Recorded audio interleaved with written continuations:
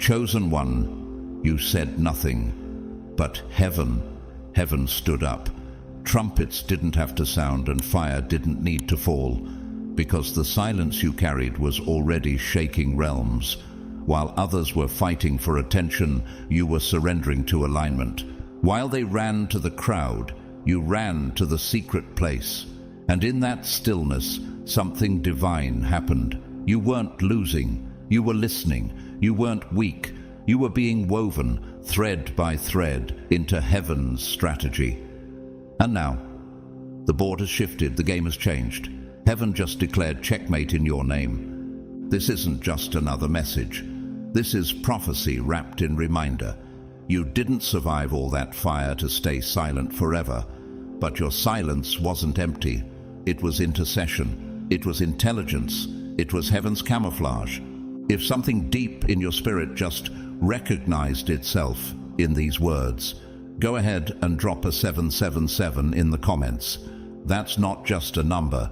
It's the sign of heaven's stamp, heaven's completion, heaven's justice. And to all of you who've been sowing seeds into this space through your super thanks, I don't take it lightly. Your support is sacred. It's helping this message flow farther than algorithms ever could. I see your generosity. I feel your agreement. I bless it.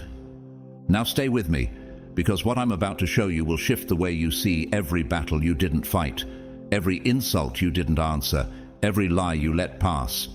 You thought you were silent because you were tired, but heaven says you were silent because you were strategic. And now, the tables aren't just turning, they're yours. Let's get into it. God's chosen ones, you said nothing, but heaven just declared checkmate.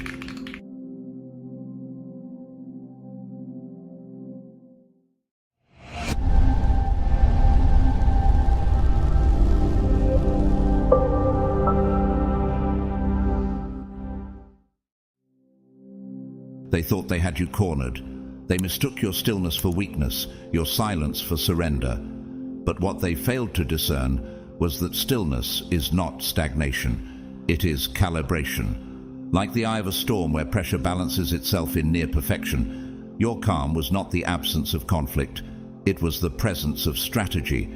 You weren't immobilized. You were aligned. While they scrambled for visibility, spinning chaos like a spider does silk, you stood in frequency, resonating at a pitch far above their games.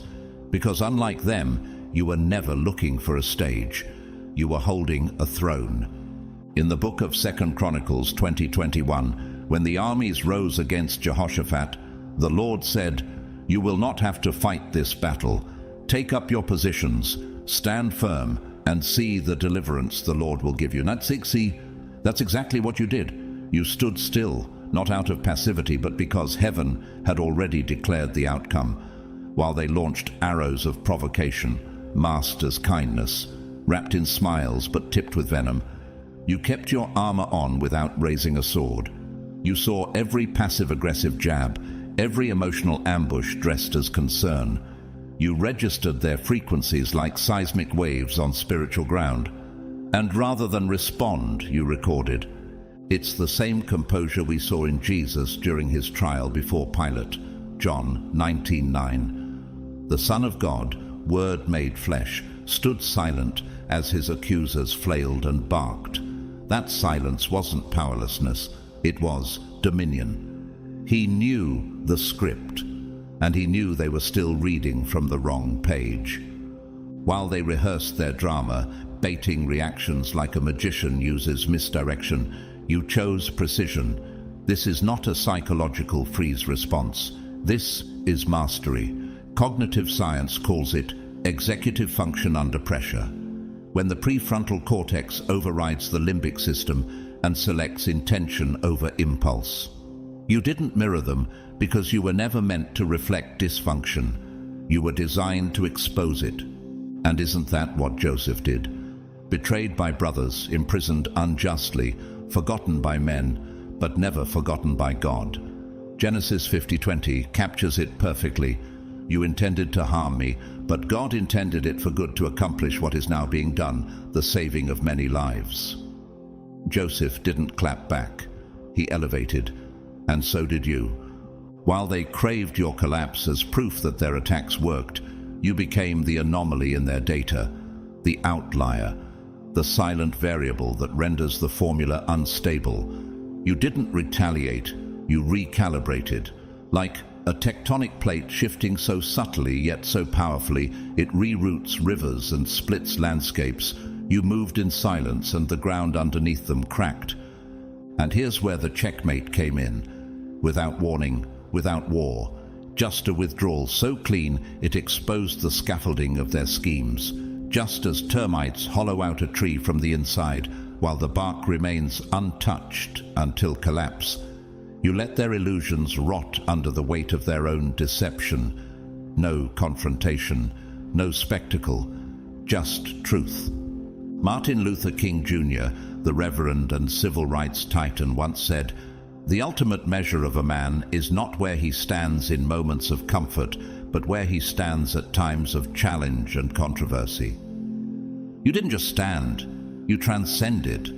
While they rehearsed offense, you became the embodiment of spiritual resilience. But not everyone chooses that path. There was a corporate strategist, once dubbed a visionary CEO, who manipulated numbers and trust alike. Jeffrey Skilling of Enron. He played the long con, engineered illusions of stability, and demanded applause. But when truth surfaced, his empire crumbled, and so did his legacy, because he mistook deception for strategy and noise for leadership.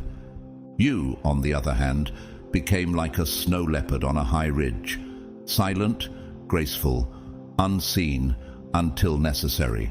There was no need to descend to their level because you had already surpassed it. Your silence didn't mean you were unaware. It meant you were aware enough not to disturb divine momentum. And when the moment finally came, it wasn't a battle, it was a reset. Like the African baobab tree, you gathered water in your silence. You stored power, and when the dry season came, while others wilted in exposure, you released what you'd stored, quietly, generously, without spectacle.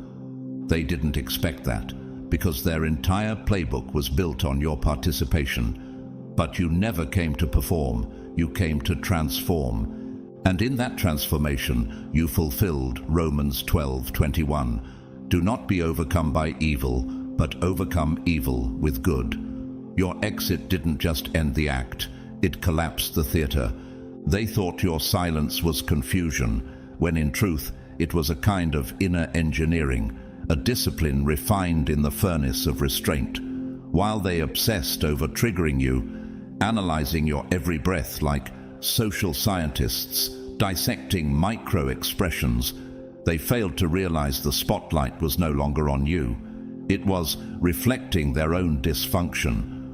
What they interpreted as emotional fragility was actually data acquisition. You weren't lost in their noise, you were mapping it. Every subtle twitch of manipulation, every cyclical apology, every mood swing dressed as remorse was being archived, not just by memory, but by discernment honed like a neural net, recognizing anomaly. That's the difference between reaction and revelation. You didn't just endure their pressure, you decoded it. Like an architect tracing the hidden stress points in a crumbling structure, you saw the blueprint behind their behavior. And once the pattern became visible, the illusion collapsed. Hebrews 5:14 speaks of this kind of maturity. But solid food is for the mature, who by constant use have trained themselves to distinguish good from evil. You didn't train through peace. You trained in the trenches.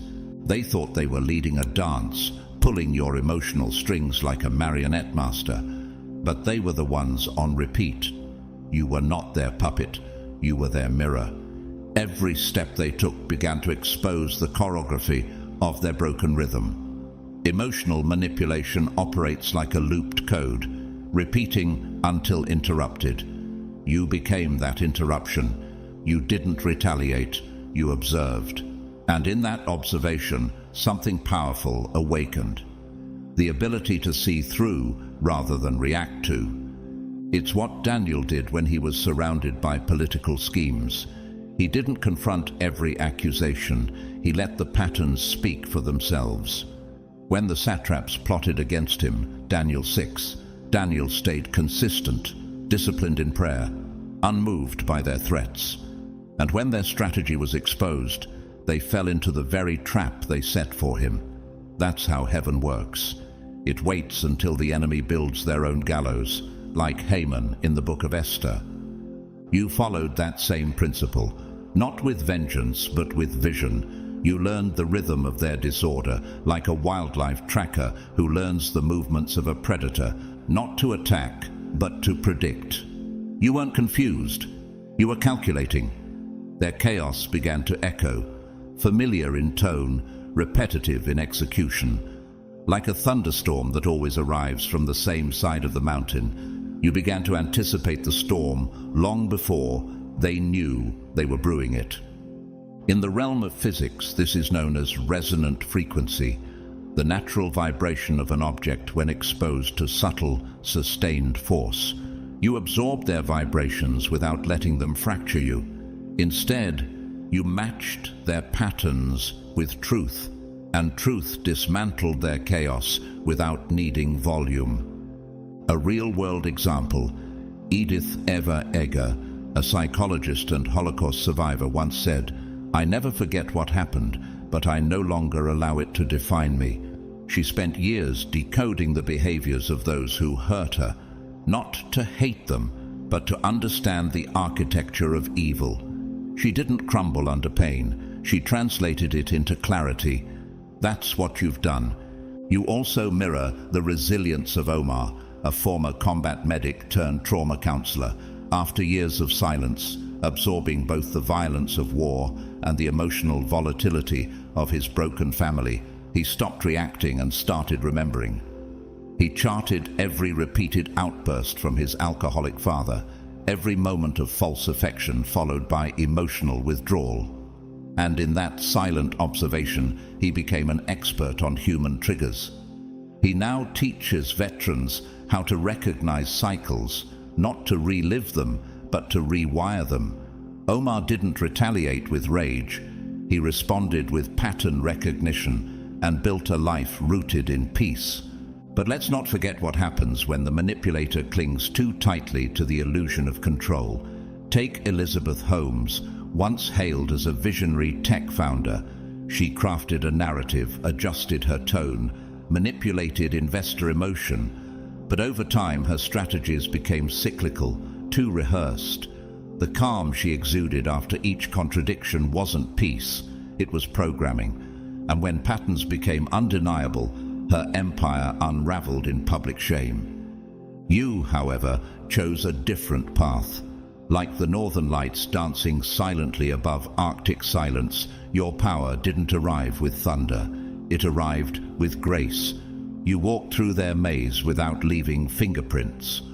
While they pushed, pulled, and postured, you simply watched. And that watchfulness became their undoing. Even the trees know, when the same wind returns season after season, they don't bend in panic. They adjust their roots deeper into the soil. So did you. You went deeper while they stayed surface level, and now the wind can't move you. There came a shift, a moment so subtle yet so seismic that it recalibrated the entire dynamic. Their provocations, once sharp, started to dull. Their familiar tactics no longer activated a response. It wasn't that you grew indifferent, it was that you outgrew the game. When the emotional bait no longer caught reaction, their net unraveled under its own emptiness. They couldn't grasp it, how silence, once a tool they weaponized against you, now turned into an atmosphere they couldn't survive in. Those who thrive on chaos suffocate when peace doesn't flinch. Have you noticed how quickly the ones who controlled the room with tension begin to unravel the moment they're no longer feared? Have you seen how frantic the game becomes when the player refuses to play?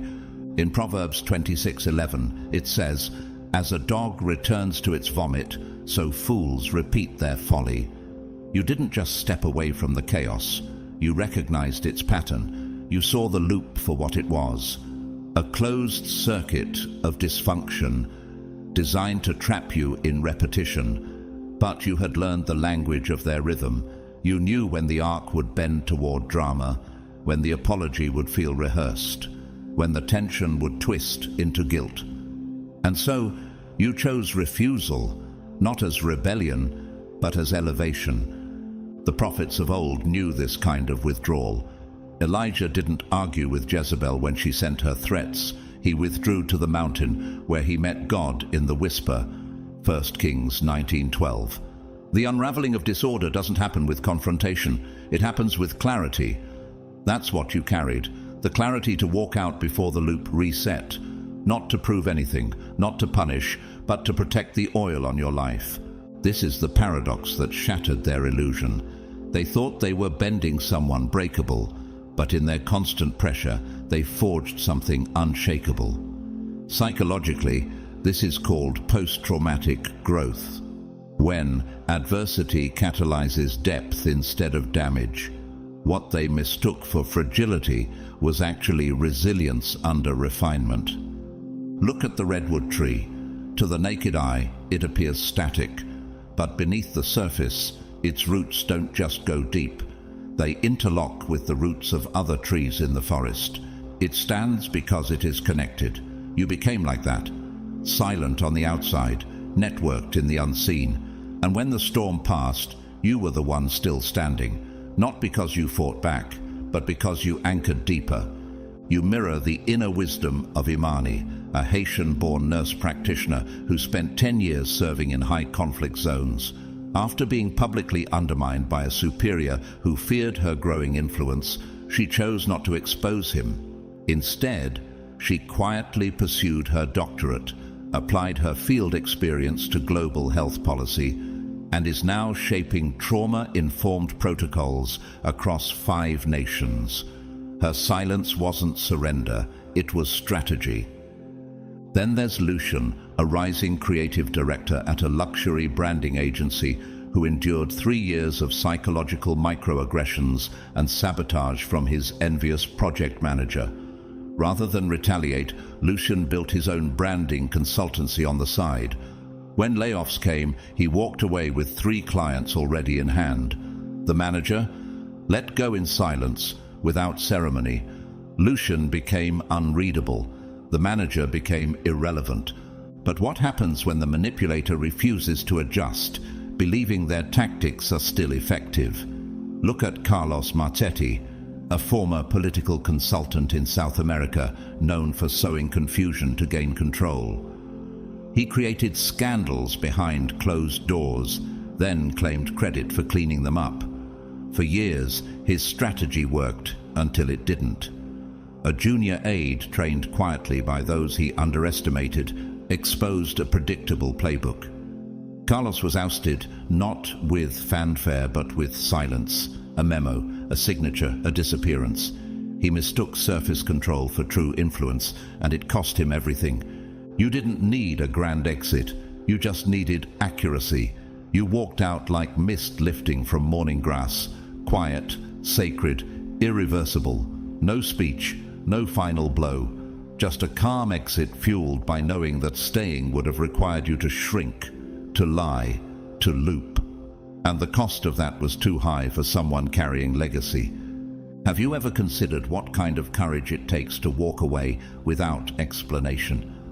What strength it demands to choose clarity over closure and peace over performance?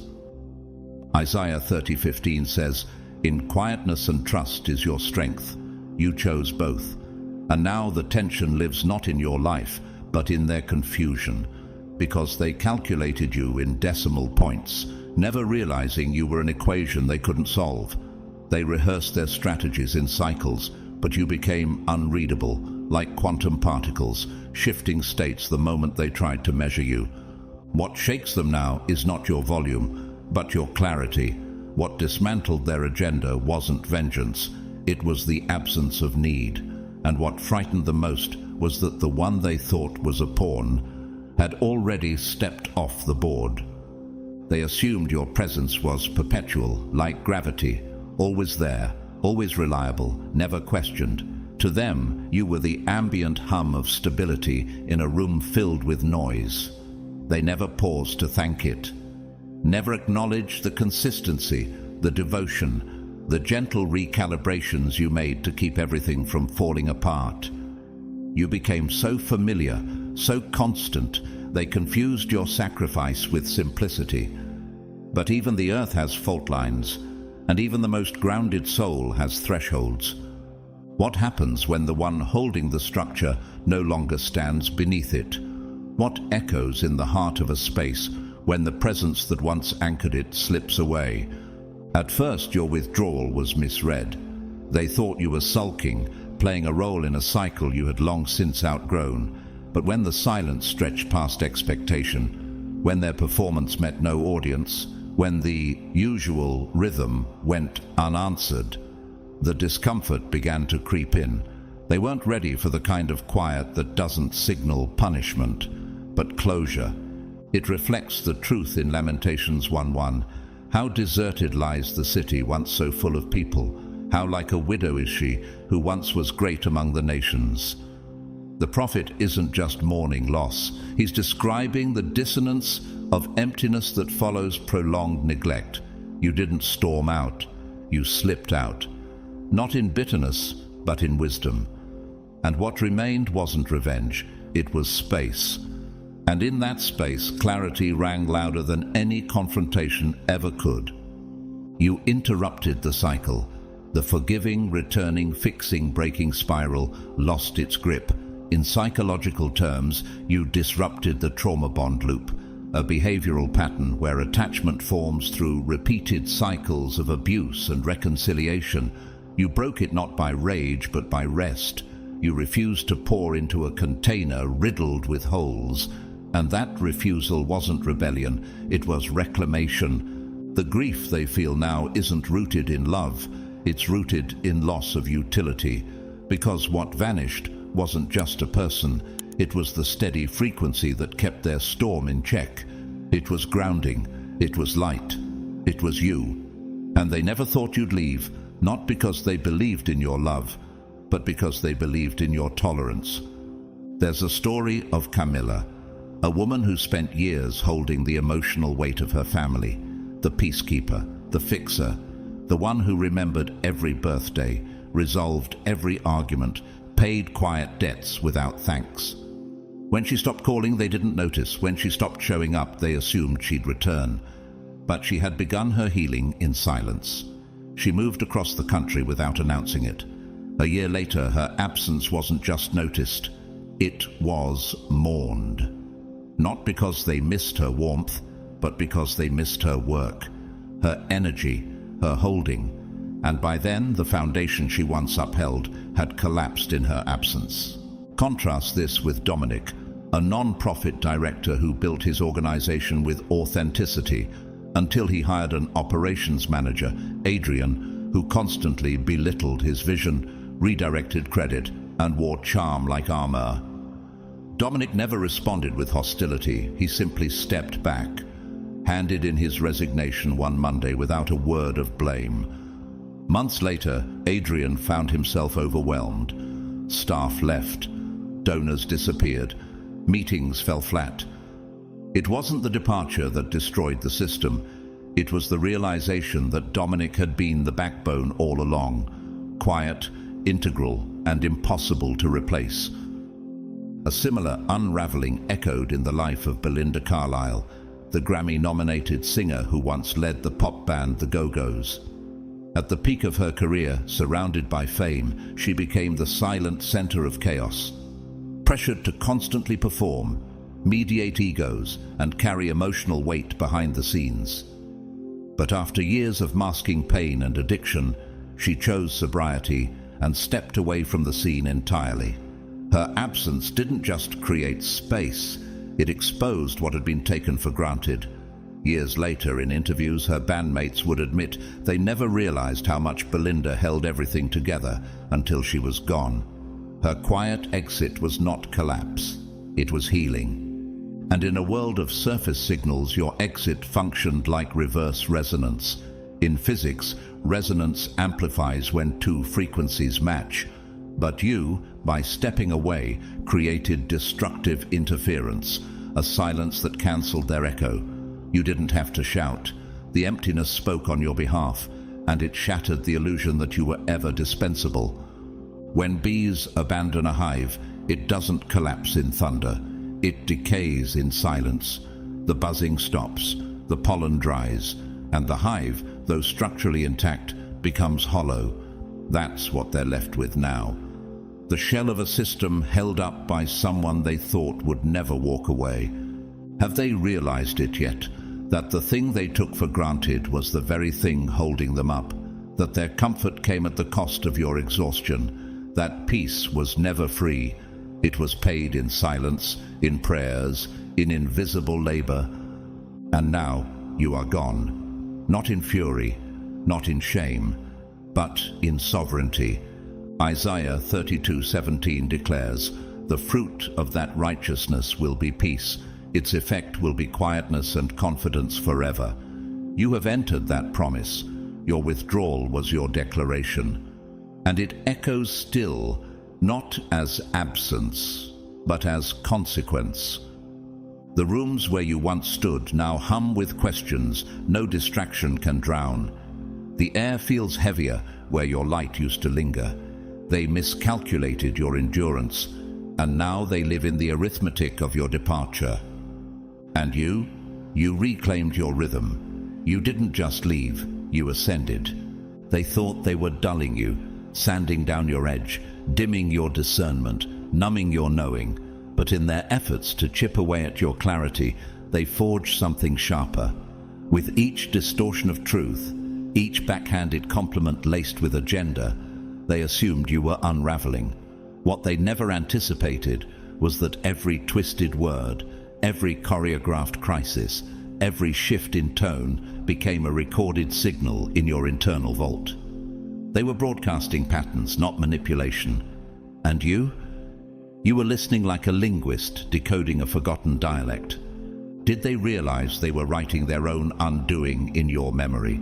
That what they thought was mental erosion was actually neural reinforcement? They didn't know you were studying them, not in paranoia, but in precision. The field of cognitive behavioral mapping teaches that patterns repeat not by chance, but by wiring, and you began to wire yourself to observe. Every passive-aggressive tone was logged. Every apology followed by renewed disrespect was time-stamped. Each fake kindness was catalogued like variables in a psychological experiment. Over time, your confusion calcified into coordinates. You no longer wandered, you navigated. Their illusions, once effective like a smokescreen, started to loop. And you learned what all great systems analysts know: repetition reveals structure. Their chaos wasn't random, it was a system. And once you saw the system, you no longer needed confrontation. Illusions don't survive under light. They fade. This was the strategy of Jesus himself. When the Pharisees tried to trap him with clever questions and distorted logic, he never took the bait. Instead, he answered in parables that revealed the flaws in their intent. Luke 20:23 says, "But he perceived their craftiness and said to them, 'Why do you test me?'" Christ didn't react to confusion, he revealed it. You followed that blueprint, not to win an argument, but to outgrow the arena, because their goal was never truth, it was control. And while they thought you were being reshaped by their pressure, you were actually being refined by contrast. Like the way negative photographic film reveals its true image when exposed to light, their darkness revealed your direction. Joaquin, a forensic accountant from Madrid, once found himself repeatedly undermined by a senior director who praised him in public but sabotaged him in private emails. Joaquin didn't lash out, he collected patterns. By the time the company faced a major compliance audit, it was his archive, not accusations, that exposed the manipulation. He wasn't weaponized, he was watchful, and that saved both his career and others beneath him. Eleanor, a trauma counselor, began her practice volunteering in low-income communities. One particular partner at the organization constantly spoke over her in meetings, took credit for her frameworks, and deployed emotional guilt when she asserted herself. Instead of reacting, Elena built her own library of evidence, notes, timestamps, even recordings. Years later, she trained federal response teams in trauma-informed leadership. The partner? Eventually removed, not by retaliation, but by the undeniable silence of those who no longer believed her false charm. Elena never fought, she evolved. And what of those who refused to evolve? Zdeněk Varga, a renowned Slovakian art curator, built influence through flattery and selective cruelty. He praised young artists only to later demand loyalty, sowing confusion and creative paralysis. For years it worked, until one exhibition went silent. No reactions, no attendance, just empty halls. Word had quietly spread, and artists began pulling their work. His tactics, once so effective, had become transparent. The absence was louder than any protest. Zdeněk's control evaporated without confrontation. Nature understands this language. Mimic octopuses adapt to their predators by mirroring their shape, not to imitate, but to survive. And yet those same predators fall victim to their own repetition. What begins as defense turns into intelligence. You weren't playing their game. You were observing the board long enough to recognize it was rigged. Can you feel it now, that you're not who you were when the cycle began? That your capacity to see has turned every attempt to control you into a mirror they can no longer face? Proverbs 4:7 reminds us, wisdom is the principal thing. Therefore, get wisdom, and with all thy getting, get understanding. That's what you've done. You gathered wisdom, not to manipulate, but to mature, not to control, but to clarify. They mistook your silence for submission, your patience for permission, but you never picked up their methods to strike back. You studied them to build boundaries, barriers that don't trap, but protect. Their strings pulled no longer, because you no longer stand on their stage. What emerged from their attempts to shape a pawn was someone who redefined the board itself. They anticipated an explosion, fire, fury, maybe even collapse. Their strategy hinged on the predictable: provoke, destabilize, then claim the fallout as evidence. They designed the blueprint for drama like architects of chaos, carefully engineering moments that should have triggered you. They prepared for your combustion. They waited for the unraveling. But what they received instead was far more unsettling: composure, an atmosphere they couldn't penetrate, a resistance not built on retaliation but on calibration. You didn't combust, you calculated. Every insult, every sideways glance laced with manipulation, every corridor whisper meant to strip your peace. All of it was absorbed and processed, not by your ego, but by your command center. While they operated on impulse, you responded through awareness. Their moves were powered by reactivity, yours by restraint. They expected emotional thermonuclear detonation, but what they encountered was the law of inertia. A body at rest remaining at rest unless acted upon by a force equal in purpose, and they were never your purpose. Their chaos lacked mass in your realm, so you remained, still, intact, unbothered. They didn't understand this kind of strength, the kind forged not in applause but in the furnace of delay. They couldn't comprehend a spirit that chooses not to engage, a will so anchored, so attuned to the frequency of destiny that it recognized distraction not as an offense, but as architecture beneath its notice. Did they ever pause to question why their provocations weakened over time? Why their tactics began to feel recycled, ineffective, even hollow? Did they ask themselves what it means when someone refuses to be drawn into orbit? When they can no longer hijack your nervous system like they once did? They expected you to mirror their instability. Instead, they were met with gravity, silent, symmetrical, and centered. Their chaos begged for audience. You denied them a stage. Proverbs 29:11 says, "A fool vents all his feelings, but a wise man holds them back." You did not withhold truth to suppress it. You held it to temper it, to distill it, to allow time to clarify what emotion might have clouded. They thought you froze. But this was never paralysis. This was restraint. And restraint is not the absence of energy. It is the deliberate redirection of it. In classical physics, this is known as potential energy, the latent force stored in stillness, waiting for divine timing. You weren't hiding. You were harnessing. You weren't shutting down. You were sharpening. You became the still water that carves stone, not through force, but through persistence. Marcellus, a logistics officer for an international relief mission, once faced allegations of incompetence after a convoy delay near a politically unstable border.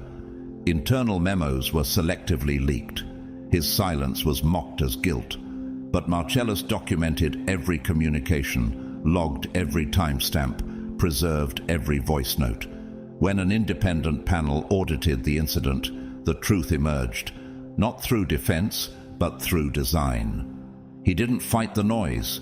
He preserved the signal. Teresa, a school counselor in a rural district, was slowly isolated by a colleague who envied her student rapport. Gossip spread. Meetings became colder. Staff alliances shifted.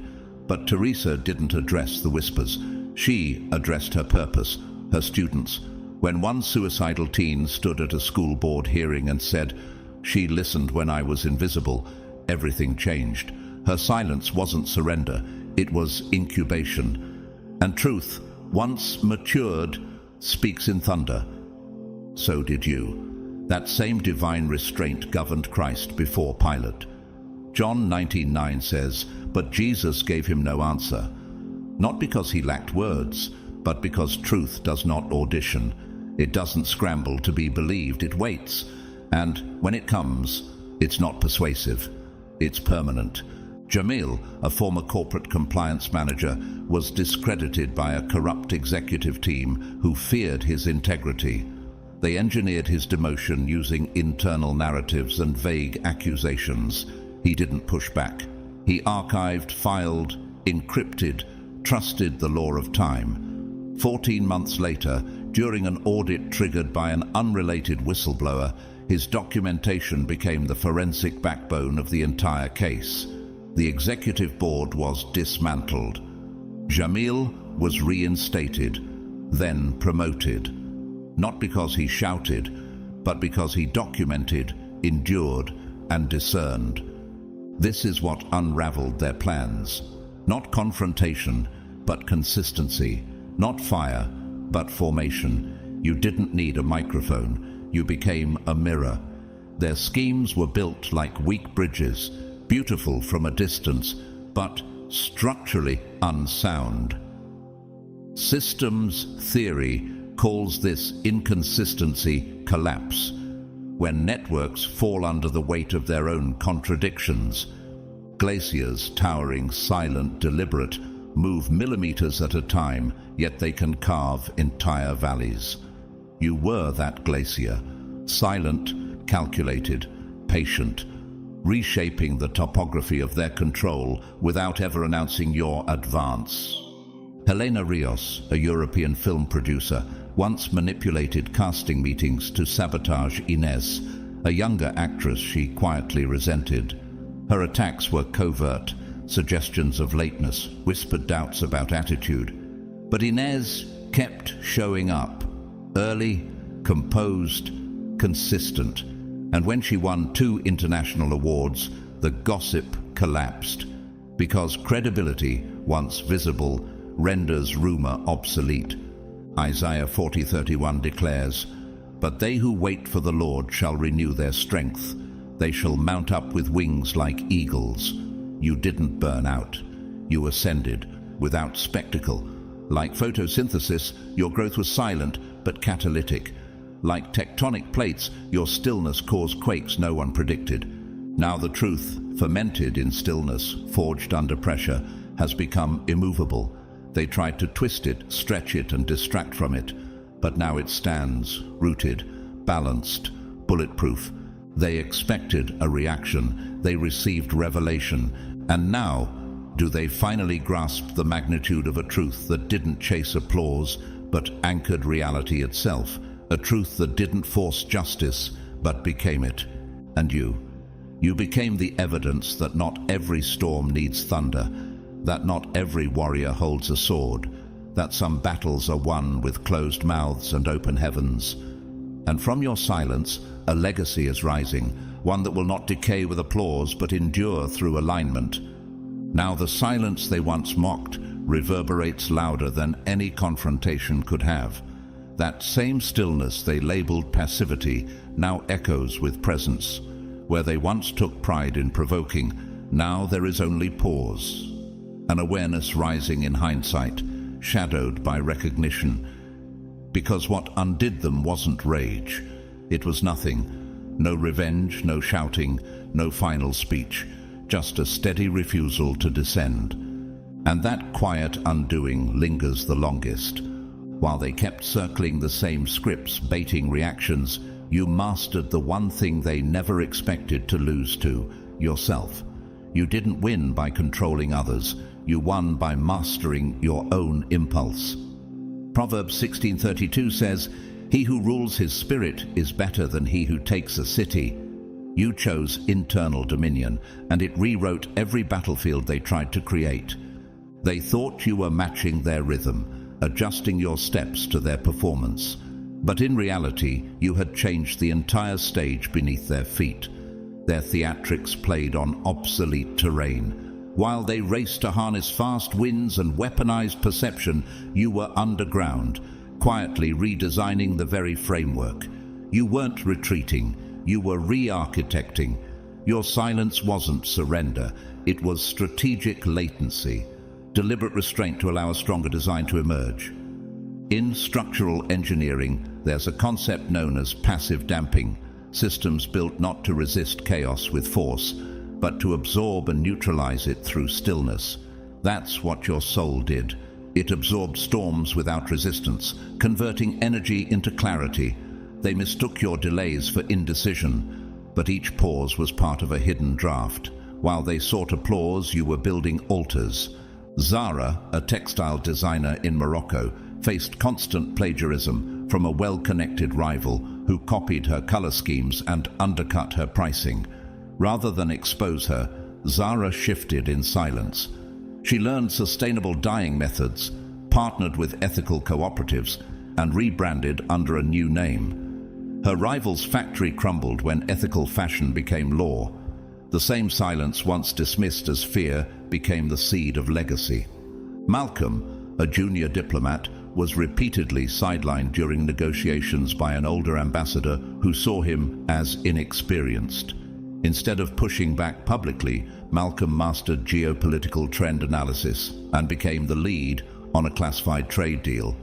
When the ambassador was dismissed for outdated practices, Malcolm stepped in, not with vengeance but with vision. Their approach was always noisy, loud gestures, sudden moves, obsessed with optics. Yours, structured, evolving, invisible until complete. Every misjudged moment became a pivot point. They kept trying to trap you in reaction, but you were quietly rewriting the rules. By the time they realized it, they weren't outmatched. They were obsolete. Ramiro Estevez, a media executive known for sabotage by flattery, once manipulated young journalists to echo his ideas without credit. He assumed control meant staying center stage, but his team quietly built their own publication. When it launched, readers migrated almost overnight. His voice faded, not from scandal, but from irrelevance. Ramiro had rehearsed control so many times, he never noticed when the audience changed rooms. Even in nature, evolution doesn't announce itself. Cephalopods, like cuttlefish, don't fight predators by attacking. They change the terrain, shifting color, altering posture until the threat passes unaware. That's what you did. You didn't upgrade to defeat them. You evolved to disconnect. You became unreachable, and in doing so, you became untouchable. What use are sparks when there is no fuel? What power does strategy hold when the field it's designed for no longer exists? Now their conflict echoes like someone pounding on a door that isn't there. You didn't simply move on. You built something they'll never touch. Isaiah 54:17 proclaims, "No weapon formed against you shall prosper." Not because the weapons stopped forming, but because they lost the ability to find you. And here's the question that haunts them now. What do you do when the person you tried to break becomes the architect of the world you can no longer enter? They expected you to remain where they last saw you, wounded, responsive, reachable. But while they obsessed over patterns, you rewrote the terrain, and the silence you carried like armor. It became your cathedral. They had their stage polished and waiting, the lights were set, the scripts rehearsed, the rumor mill already warmed up. All they needed was your collapse to begin the show. They were sure you would detonate. That anger would be your currency and disorder your downfall. But the combustion never came. No public explosion, no scandalous rebuttal, just stillness, because your transformation wasn't staged. It wasn't meant for their applause or their judgment. It wasn't a performance, it was a pilgrimage. What they read as evasion was elevation. While they lit matches in every corner hoping for smoke, you were refining blueprints in silence. They wanted a televised breakdown, but what unfolded instead was an invisible resurrection. Isaiah 43:19 says, "Behold, I am doing a new thing. Now it springs forth, do you not perceive it?" They didn't perceive it because your rebuilding wasn't noisy. It was disciplined, sacred, internal. While they spun narratives to contain you, you were removing the scaffolding that once limited your view. How could they see your breakthrough when they were too busy searching for your breakdown? Every insult hurled became compost, fuel for something richer to take root. You began to understand emotional transmutation, the psychological process of redirecting reactionary energy into constructive evolution. You weren't trying to defend a version of yourself you had already outgrown. You were discovering the one God always intended you to become. Naomi, a single mother in Johannesburg, spent years absorbing criticism from relatives who mocked her decision to study again in her late 30s. She never argued, she just kept attending night school. When she opened a literacy center 3 years later, no one remembered the ridicule. They only saw the fruit. Her success wasn't loud, it was layered. Dorian, a warehouse technician, endured years of mockery from co-workers for refusing after-hour drinking and gossip. They thought he was weak, repressed, but he was building credit, attending coding boot camps online. Now he works for a Fortune 500 company. His former critics now complain about the very system he helps design. And in the public eye, Marcus Mumford, frontman of the band Mumford & Sons, once endured a media whirlwind that twisted his beliefs, relationships, and moments of vulnerability into clickbait controversy. Instead of reacting, he stepped back, took a sabbatical, and poured his silence into solo music, reflecting healing and introspection. He let the media move on without feeding it, and when he returned, it was with strength, clarity, and zero apology. The same silence that was once ridiculed became the sound of endurance. But not everyone knew when to evolve. Dominique Travain, a former executive producer for a major media house, orchestrated the downfall of multiple rising talents by sowing disinformation, leveraging gossip, and using confidential whispers to sever partnerships. It worked for a while, but as patterns emerged and digital receipts surfaced, those same whispers turned into evidence. Dominique's name, once synonymous with creative power, was removed from every project she once helmed. She's now facing civil lawsuits, not from enemies, but from those she thought would never speak. The lotus flower rises through mud, not by attacking it, but by rising above it. Romans 12:2 reminds us, "Be transformed by the renewing of your mind." That renewal didn't happen in public. It happened in silence, in private obedience, in sacred distance. Their whispers now echo in abandoned chambers. Because you didn't just rise, you relocated. The landscape shifted. The metrics changed. Their tools, guilt, shame, distraction, stopped working not because you resisted them, but because you no longer lived where their tactics applied. Do they realize yet that by obsessing over your collapse, they became blind to your construction? In psychology, this is known as frequency dissonance. When one person evolves beyond the wavelength of another and communication no longer connects, you didn't build walls, you changed frequencies. What unsettles them now isn't just that you moved on, it's that they no longer know where you went. You became unreachable, not in arrogance but in ascension. Their sabotage became irrelevant. Their narrative expired. And what they once called weakness now casts a shadow longer than anything they ever built. They mistook your quiet observation for emptiness, for a vacancy of thought. What they didn't see was that your silence was never passive, it was forensic. While they imagined you stuck, frozen, and emotionally unaware, you were running diagnostics on every move, tracing every word, analyzing patterns like a strategist studying fault lines before a quake. They thought they were weaving illusions, but what they were actually doing was offering you access to their entire operating system. You weren't lagging, you were mapping, and in that stillness, your perception sharpened, not out of defense, but out of discipline. In physics, the principle of signal-to-noise ratio teaches that what appears muted in chaos is often the most valuable frequency. That's what you tuned into. They projected confusion, but you refined clarity. They believed they had you surrounded in fog, but the fog didn't blur your vision. It enhanced your instinct. You moved like sonar in the deep, silent, calculating, aware of even the subtlest vibrations.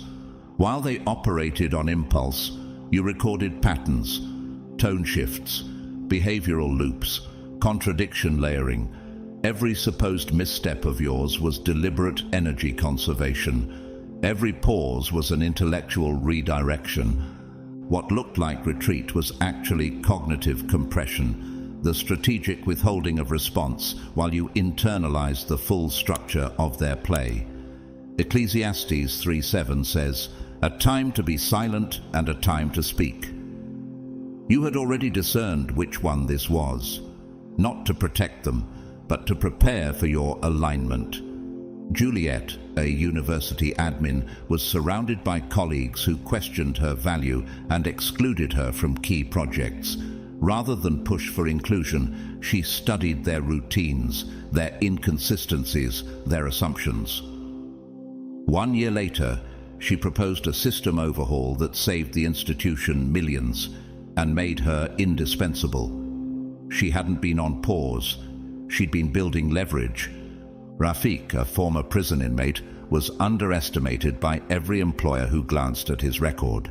He didn't argue for opportunity.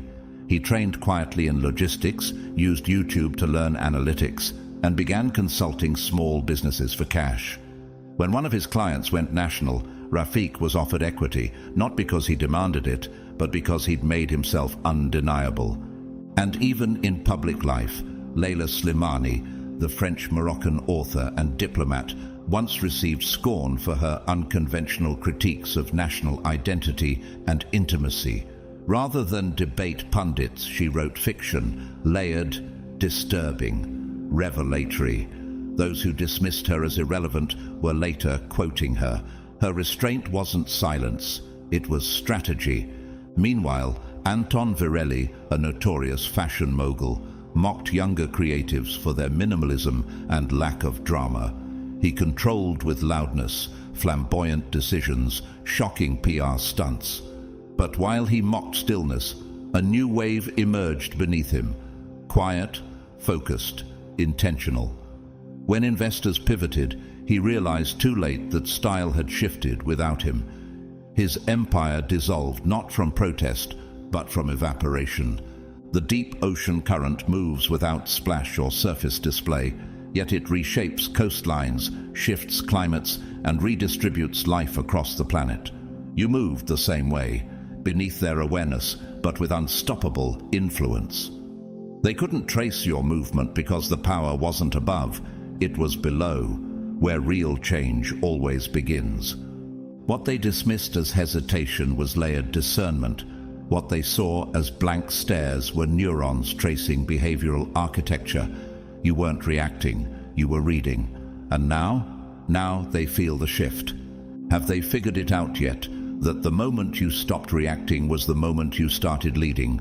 Proverbs 18:13 warns, "He who answers a matter before he hears it, it is folly and shame to him."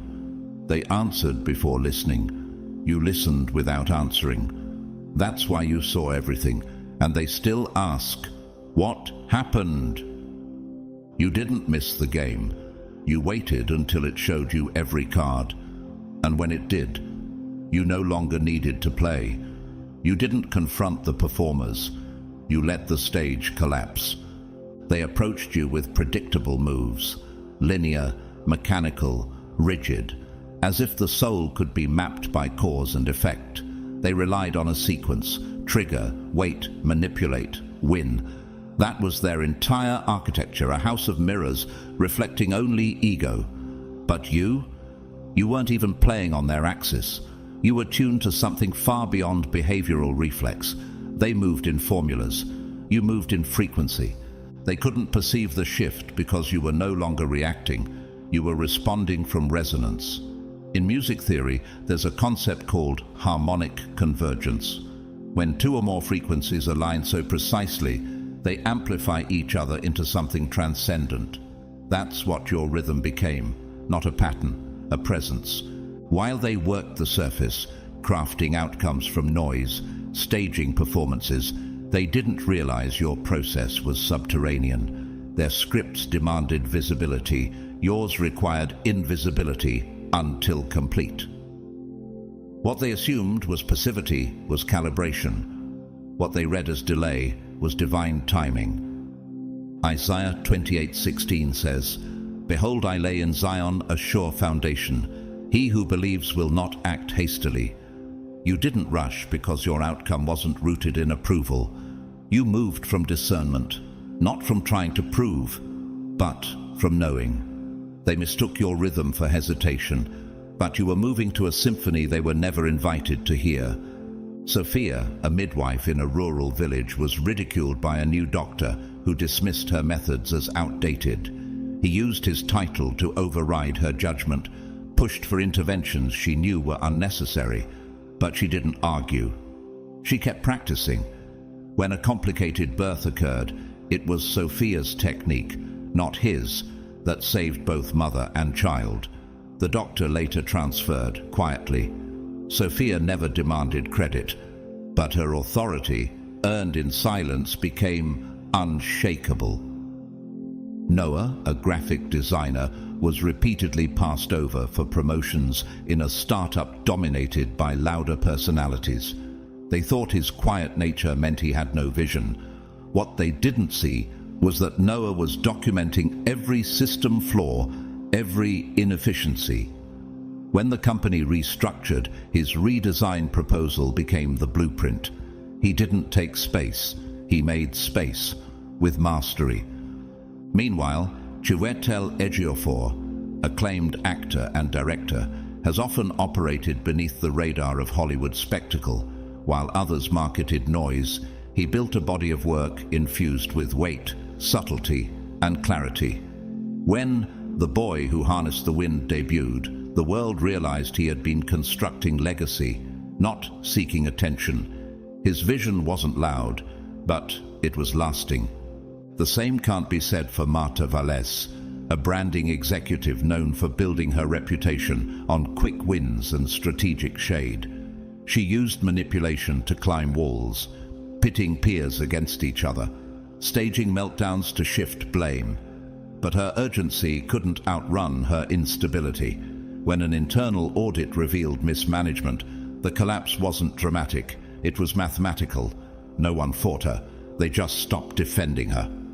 The silence around her became the evidence. Subterranean rivers run deep beneath the ground, unseen, unmapped, but powerful enough to nourish entire regions. They do not compete with surface streams. They sustain silently. While floods erode and rain evaporates, these deep currents persist, adapting beneath shifting layers. That's how you moved. Below perception, beneath expectation. Unseen but essential. You weren't reacting to the elements, you were rerouting life. They couldn't understand why their tactics wore thin, why the old ways stopped working, because their energy was built on control and yours was built on congruence. Their moves became echoes, predictable, hollow. You'd already transitioned from defense to design? Do they realize now that your victory wasn't loud because it was never about them? That you didn't walk away? You ascended to a plane where their game no longer applies? Proverbs 24:3-4 tells us, "By wisdom a house is built, and through understanding it is established. Through knowledge its rooms are filled with rare and beautiful treasures." That's what you've done. You built a structure invisible to those obsessed with spotlight. Your silence wasn't weakness, it was a stronghold. They now watch what they built crack, because your absence removed the only thing holding it together, not because you pushed it over, but because it couldn't stand without the weight of your restraint. You never tried to win their game, you dissolved the board. And now they stand at doors permanently closed, baffled by locks designed for keys they never bothered to seek. They mistook your calm for surrender, your silence for defeat, your stillness for absence. What they never grasped was that you were not frozen, you were faithful. You weren't ignoring what was unfolding. You were simply letting consequence arrive without interference. Because true wisdom knows when to act, and when to allow truth to do what fire cannot, refine through reality. Galatians 6:7 says, "Do not be deceived. God is not mocked. A man reaps what he sows." You didn't need to chase correction. You let cause and effect deliver clarity. While they rushed to control optics and manufacture perception, you stepped back. Not in fear, but in foresight. Not because you didn't see what was happening, but because you saw too much. Their strategies relied on noise. Yours relied on natural law. Every illusion they spun around you only wrapped tighter around them. You let their story continue because you knew how it would end. That's not powerlessness. That's higher calculus. You weren't trying to win their game. You were redesigning the entire terrain beneath it. Emilia, a mental health coordinator at a large tech firm, was gaslit for months by a manager who belittled her input but stole her frameworks.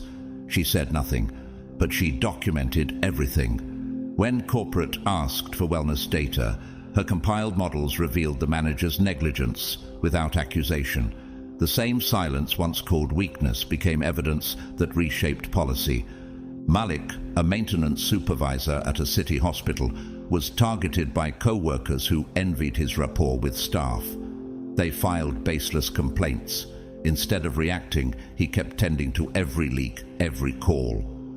6 months later, an internal audit revealed their misconduct and praised Malik's performance. He wasn't defending himself. He was letting truth surface. And in the public eye, Denzel Washington, one of the most respected actors of his generation, has long been known for his refusal to play into Hollywood chaos. While others chased headlines, he chose reverence. He often says, "Ease is a greater threat to progress than hardship." His career is a testament to silent alignment, decades of depth without spectacle. While drama swirled around him, Denzel stayed anchored. Now the culture circles him for substance, not scandal. By contrast, Genevieve Cross, a celebrity PR agent, made her reputation spinning false stories and staging scandals to control public narratives. She thought she could bury rising influences by manipulating headlines. But when her tactics were exposed in leaked correspondence, clients withdrew overnight. Her name, once whispered with awe, became synonymous with betrayal, not because someone fought her, but because her own pattern revealed itself. Even in nature, coral reefs build slowly, imperceptibly, layer by layer. They don't defend themselves when the waters grow cloudy. They endure, absorb, and reshape the ecosystem over decades. That's how your growth unfolded. Not as spectacle, but as structure. Their urgency ran out of oxygen in your atmosphere. Their illusions collapsed not because you destroyed them, but because you simply left the room. Did they ever wonder why you no longer showed up to the same battlefields? Why your silence didn't scream? It simply shifted gravity. Psalm 37:7 urges, "Be still before the Lord and wait patiently for him. Do not fret when people succeed in their ways." You lived this. You didn't argue with outcomes. You waited for revelation. And when the fog cleared, the landscape had changed entirely. They expected resistance. You gave them none. They expected a fight. You gave them distance. And in that distance, their story fell apart, because their control only worked when you stayed close enough to be affected. But you had already migrated, emotionally, spiritually, structurally, to somewhere they couldn't follow. Now they sit in the aftermath of their own design, staring at a blueprint that no longer matches the house they're trapped inside. While they focused on sealing doors, you were walking through new ones they never saw. The trap they built was never yours. It was always a mirror. Do they know now that you never had to win their game? That your strategy wasn't victory, it was transcendence? You let the ground shift under their assumptions. You let time reveal character. You let heaven vindicate what your voice never had to explain. You didn't bury them. You rooted elsewhere, quietly, deeply, permanently. They weren't watching out of compassion. They were spectating, waiting for a collapse loud enough to confirm their suspicions. Every quiet moment, every pause, every breath you took outside their frame was treated like a crack in your foundation. They weren't praying for your healing. They were betting on your unraveling. They didn't want restoration. They wanted entertainment. They expected the fall to be dramatic. Tears, tantrums, chaos. A breakdown worthy of gossip, something they could screenshot and say, "I told you." But you gave them nothing. No collapse, no confession, just distance. And in that distance, you found the only thing they never bothered to look for: clarity. You didn't retreat in fear. You withdrew for reconstruction. What they saw as disappearance was divine architecture, like scaffolding around a temple being rebuilt. Your absence was never abandonment. It was protection. While they measured your silence as weakness, you were rewiring your soul. Isaiah 30:15 says, "In quietness and trust is your strength." You lived that verse, not in theory, in process. Behind doors no one knocked on, you did the work they didn't believe you had the strength to do. You sat with your pain without projecting it. You uprooted trauma without needing an audience. That is transformation. Neural plasticity, the scientific term for the brain's ability to rewire itself after trauma, doesn't need permission. It needs intention. That's what you chose. They thought silence was avoidance, but you were healing your architecture from the inside out. Jared, a college dropout who'd struggled with addiction and depression, spent 2 years off the radar. Friends assumed relapse, but he was working at a mechanic shop by day, studying quietly at night. When he launched his own mobile car service at 26, the same people who doubted him stood in awe of his resilience, not because he explained himself, but because he became undeniable. Roslyn, a youth minister, was publicly shamed for her association with a scandal in her church, though she was uninvolved. Instead of defending herself in a storm of accusation, she resigned. Privately, she pursued seminary, counseled survivors, and built an underground women's discipleship network. 2 years later, the church crumbled under its own corruption. But Rosalind? She had already planted something that couldn't be shaken. And in the public sphere, Simone Biles, Olympic gymnast, was harshly judged when she stepped back from the Tokyo Games, citing mental health. The world expected breakdown or justification. She gave neither. She didn't perform pain for consumption. She chose sacred pause. And when she returned, it wasn't to prove strength. It was to demonstrate that strength doesn't always roar. Sometimes it resets. By contrast, Dion Rallis, a popular online life coach, built an empire on motivational sound bites, but belittled peers behind closed doors. He mocked vulnerability while selling fake authenticity. When his private messages leaked exposing manipulation, misogyny, and branding theft, his audience vanished, not because of an attack, but because the lie couldn't withstand silence. The house he built on image had no frame. Nature knows this too. Lava tubes deep beneath volcanic ranges carry fire silently across vast distances. By the time anyone above notices the eruption, the transformation underneath has already carved new terrain.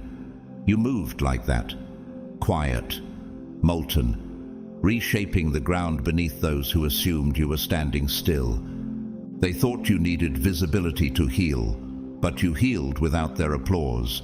They waited for you to bleed publicly, but you let heaven suture you in secret. You didn't respond with rage, you responded with rebirth. Did they ever realize that by the time they looked up to witness the collapse, you'd already rebuilt on higher ground? Psalm 34 verse 5 says, "Those who look to him are radiant, their faces are never covered with shame." You didn't need to expose your wounds to prove healing. The glow was enough. The way you returned, not angry, not bitter, but balanced, made the storm irrelevant. Now they're left retracing echoes, analyzing silence, searching for proof of a fall that never came. And here's the question that stings most. What do you do when someone outgrows the storyline you wrote for them? You didn't fight to reclaim your name. You let time make the edits. You didn't shout to change the narrative. And now, you've already walked into chapters they'll never be invited to read. And now, beloved chosen one, I invite you to take a breath, not with your lungs, but with your soul, because what's been revealed here isn't just a message, it's a moment of realignment. Heaven is hovering close. The same presence that orchestrated this collision is inviting you to sit for a while and respond. Let us pray. Lord of divine assignments, you who speak through silence and move through collisions, thank you for the mystery of alignment.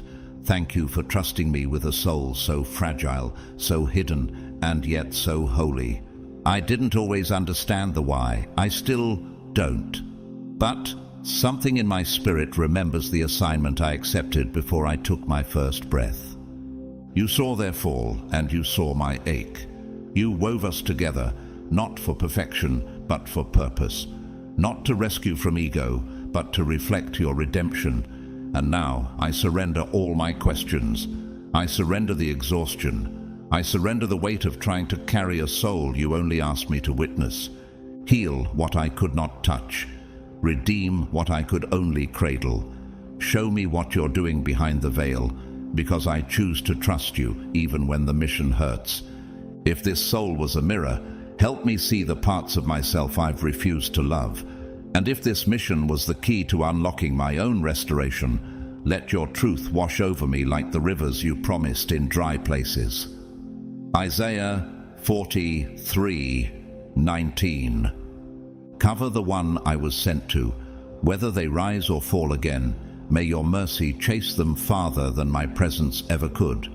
May your angels stand guard where my words cannot reach. And may I never confuse silence with failure. May I never confuse letting go with abandoning, because what is sown in obedience will be reaped in glory. Thank you for the honor of being chosen. I give you my compassion, my memories, and this soul I carried, for they were never mine to keep, only to steward. In Jesus' name, amen. And now, beloved chosen one, look around. The board is quiet. The pieces they scattered in arrogance lie still, and the hand that moved last was heaven's, through you, not with noise, not with spectacle, but with divine precision, birthed from stillness. The silence they mocked became the very frequency where God whispered your next steps. The restraint they misjudged became the sword they never saw coming.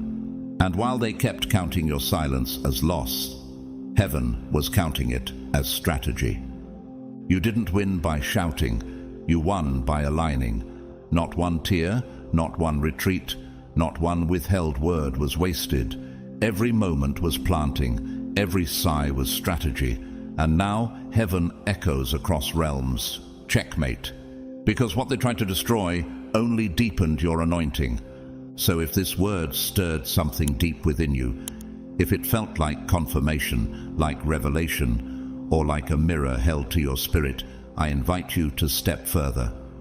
Join me on my YouTube channel, Grateful to God, where messages like this continue to ignite the fire within the chosen ones. There are more prophetic words, more revelations, more healing, and more divine wisdom waiting for you. Don't forget to like, share, comment, 777 to say Amen, and most importantly, subscribe to stay connected as we walk this holy path together. To everyone who has supported, whether you clicked super thanks or simply listened in silence, I see you, I thank you, and heaven does too. Your presence here is not small, it's part of something eternal. May the same God who silenced your accusers lift your name in unexpected places. May your strength be renewed like the eagle, your discernment sharpened like a double-edged sword, and your peace overflow like a river that cannot be dammed. The war was never about destroying you. It was about revealing you. And now it is revealed. Checkmate, child of God, you held your peace, and heaven made the final move. Chosen one, they didn't expect you to last this long. Not with a heart that feels everything, not with a soul that still believes in goodness, even after betrayal. They thought your tenderness would break you. They assumed your compassion would undo you. But here you are, still standing, still soft, still full of holy fire. What they failed to understand is that softness is not surrender. It is sacred strength wrapped in silence. And now, even your enemies are admitting what they once mocked. You've got mad heart. They tried to bury your name under mockery, but couldn't drown your spirit. You didn't yell to prove your worth. You whispered truth into dark places and watched it echo louder than their applause ever could. They wanted you bitter, but you stayed blessed. They wanted you broken, but you stayed open. You weren't trying to be seen. You were just trying to stay aligned. And somehow, in the process of staying true, the whole narrative changed. So, what kind of power turns private obedience into public honor without a single word? You never needed revenge to be relevant. You didn't retaliate, you rebuilt. You didn't scheme, you surrendered. And now, without lifting a finger, the same voices that once doubted you are repeating your words, quoting your peace, mimicking your posture. Why are the very ones who distanced themselves from you now drawn to your silence? There is something divine in the way your heart refused to harden, something sacred about how you held your boundaries without losing your beauty. They can't explain it, but they feel it. So if this word is piercing through your spirit, if you feel the shift that's been happening in your life, where the roles are reversing and the room is watching, comment 777 right now. You're not just surviving, you're being revealed. And to everyone who stood with this message, through your presence, your comments, your super thanks, your silent amens, thank you. You are not just supporters, you are witnesses to a divine reversal. But can we pause and ask, what kind of refining produces a heart so unshakable that even slander can't stain it? You didn't just get through, you grew deeper. You didn't lose your tenderness, You mastered your boundaries. And now, your life has become the very proof that the anointing cannot be destroyed, only delayed. Could it be that the very suffering you went through was heaven's strategy to reveal the quality of your character? Maybe this was never about silencing you, but setting the stage for your heart to be seen in full light. Chosen one, this isn't just a shift, it's a holy unveiling, and you're about to see why your heart wasn't a flaw, it was the key. The very thing they underestimated is now the very thing God is exalting. Get ready, because what they feared about you is finally being confirmed, and this is just the beginning. God's chosen ones, even your enemies. Say it now, you've got mad heart.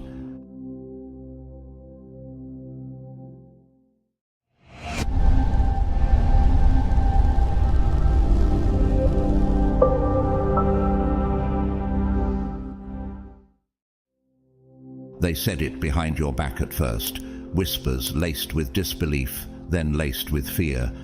That one's got mad heart. Not madness born of chaos, but a fearlessness they couldn't comprehend. While others bowed quickly to the demands of a corrupt, ever-tightening system, you stood your ground like a mountain that cannot be moved.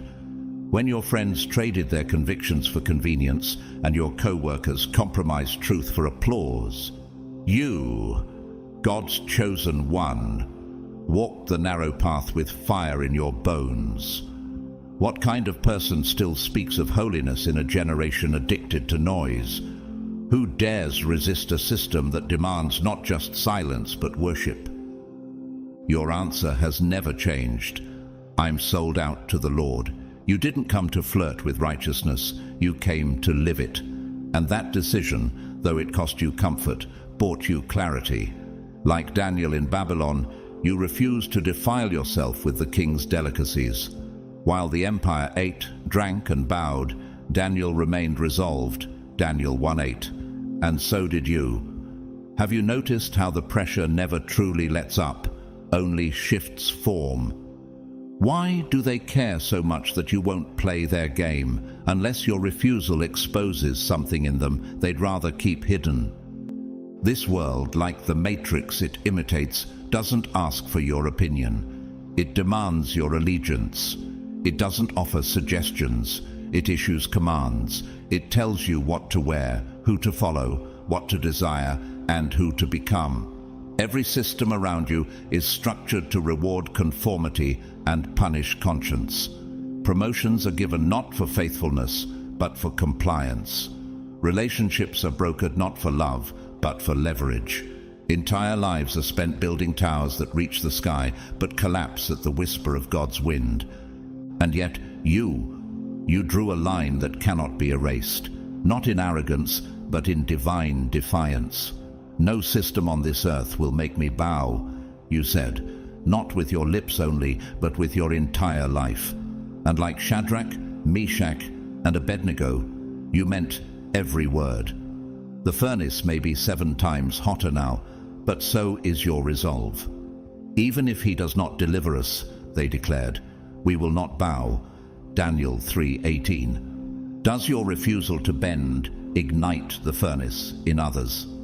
Why does your peace seem to provoke their panic? Why does your clarity make them feel exposed? Pope Benedict XVI once said, the world offers you comfort, but you were not made for comfort. You were made for greatness. And isn't that exactly what you've come to understand? You weren't born to blend in. You were born to burn, holy, pure, unapologetically devoted to the one who called you. While others climbed ladders built by compromise, you built altars. While others chased after applause, you chased after presence. In a small village tucked into the hills of northern Italy, a young woman named Rosalia once stood before a panel of local officials demanding she abandon her faith to gain access to a scholarship. She looked each one of them in the eye and said, if gaining the world requires me to lose God, then I choose poverty with purity. That one act shut every mouth in the room. She never got the scholarship, but she gained something they would never understand: spiritual territory. You don't need a crowd to confirm your calling. You don't need applause to verify your assignment. What if the isolation was confirmation, not punishment? What if their rejection was a sign that your oil can't be bought or bribed? What if their confusion about your courage is the evidence that heaven is backing you in ways the world cannot measure? Imagine a lion walking calmly through a burning field, not because it's immune to fire, but because it knows who ignited it. That's the kind of calm, commanding authority you carry. You don't fight with noise. You conquer with stillness. And this boldness, it's not bravado. It's blood-bought. You didn't inherit it from the world. You were resurrected into it by the Spirit. So now the system is watching, whispering, reacting, but it's too late. You've already chosen. This is not an experiment. This is your consecration. And no matter how they threaten, no matter what they try, you've made your declaration clear. This is my life, and I will not conform. While the world runs in circles chasing temporary crowns, promotions, applause, titles that vanish like smoke, you chose something radically different. Not because you lacked ambition, but because your ambition was anchored in eternity. You walked away from stages built by ego and embraced altars built by obedience. Others called it foolish. They shook their heads and whispered, "She's wasting her potential. He's throwing away his future." They looked at your choices and couldn't find a box to put them in. But what if the box was always too small for someone built for glory? They don't understand how someone so capable could choose a life so countercultural. How can someone with such gifts turn down what everyone else is fighting to have?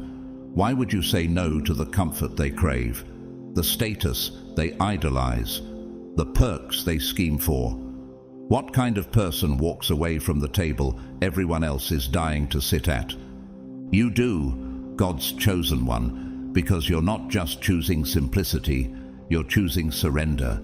You're not just rejecting excess, you're embracing divine order. And the ripple effect of your defiance is beginning to disturb the waters. People who once scoffed are now silent. Eyes that once rolled are now watching closely. They may not say it out loud, but your resistance is making them wonder, what if they're right? What if I'm the one settling? What if the way I've built my life is actually the lie? One woman, known today as one of the boldest freedom fighters of the 20th century, lived this kind of rebellion long before it was popular. Corrie ten Boom, a Dutch watchmaker and devout Christian, hid Jews in her home during the Nazi occupation of the Netherlands. People told her she was wasting her life, putting herself and her family in danger, but she chose obedience over safety. She was arrested, beaten, and sent to a concentration camp. Yet her story didn't end in defeat. It became a global testimony of faith under fire. "Never be afraid to trust an unknown future to a known God," she once said. And now her courage continues to ignite hearts just like yours. As your light grows stronger, the system grows more nervous. You're not just an individual anymore. You've become a mirror. You're showing people what's possible when obedience becomes more important than optics. You're reminding others of what it looks like when heaven defines identity, not headlines. And that makes you a threat to the status quo, to the lie, to the illusion that submission to the system is the only way to survive. There's James, a young man in a mid-sized city who walked away from a six-figure marketing job because the company he worked for manipulated public trust through deceptive advertising. His colleagues mocked him, friends distanced themselves, even his own father warned him, "You'll regret this." But a year later, he launched a small ethical branding firm rooted in kingdom principles. He now mentors others on how to build with clean hands. And some of the very people who mocked him are now his clients. This is the cost of conviction, and it's not cheap.